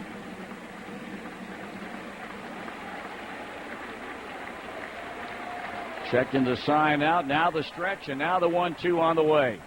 John Jay takes strike 3 call, and this one belongs to the Reds. 13 innings they play. The Reds blow an 8-0 lead, but at the end of the day, it goes down in the win column. Final score, 9-8 and 13. We'll be back in a moment. We're going to have an easy time of it tonight, but of late, nothing has come easy for this ball club, and tonight was no exception. They had an 8-0 lead. The Cardinals came roaring back and tied the game on a home run by John Jay in the bottom of the 9th inning, and the 2 teams in battle through 13. It took a pinch hit, run-scoring double by Ramon Hernandez in the top of the 13th inning to drive in the go-ahead, and Aroldis Chapman comes back in the bottom of the 13th to nail it down and recording his first major league save. 9 runs, 14 hits, an error with 8 left for Cincinnati. 8 runs, 13 hits, no errors, 7 men left on for the Cardinals. Arredondo gets his first win in a Reds uniform. He is 1-3. Chapman the save, and the loss pinned on Raul Valdez. His record is 0-1. So the Reds manage a win here. They get back to 500, and they also chop a game off the Cardinal lead as the Reds head into Milwaukee for a 4-game series. They trail St. Louis by 3 games in the NL Central. Tomorrow night, we'll be emanating from Miller Park in Milwaukee, the first of 4 against Ron Redeke's Brewers. It'll be Homer Bailey for the Reds, 3 up and 3 down against the left-hander Chris Narveson, 5-5. An 8:10 first pitch. 7:40 will be our airtime for the Ohio Casualty inside pitch right here on the Reds Radio Network. Next up, the United Dairy Farmers postgame show, and again the final in 13. The Reds 9 and the Cardinals 8.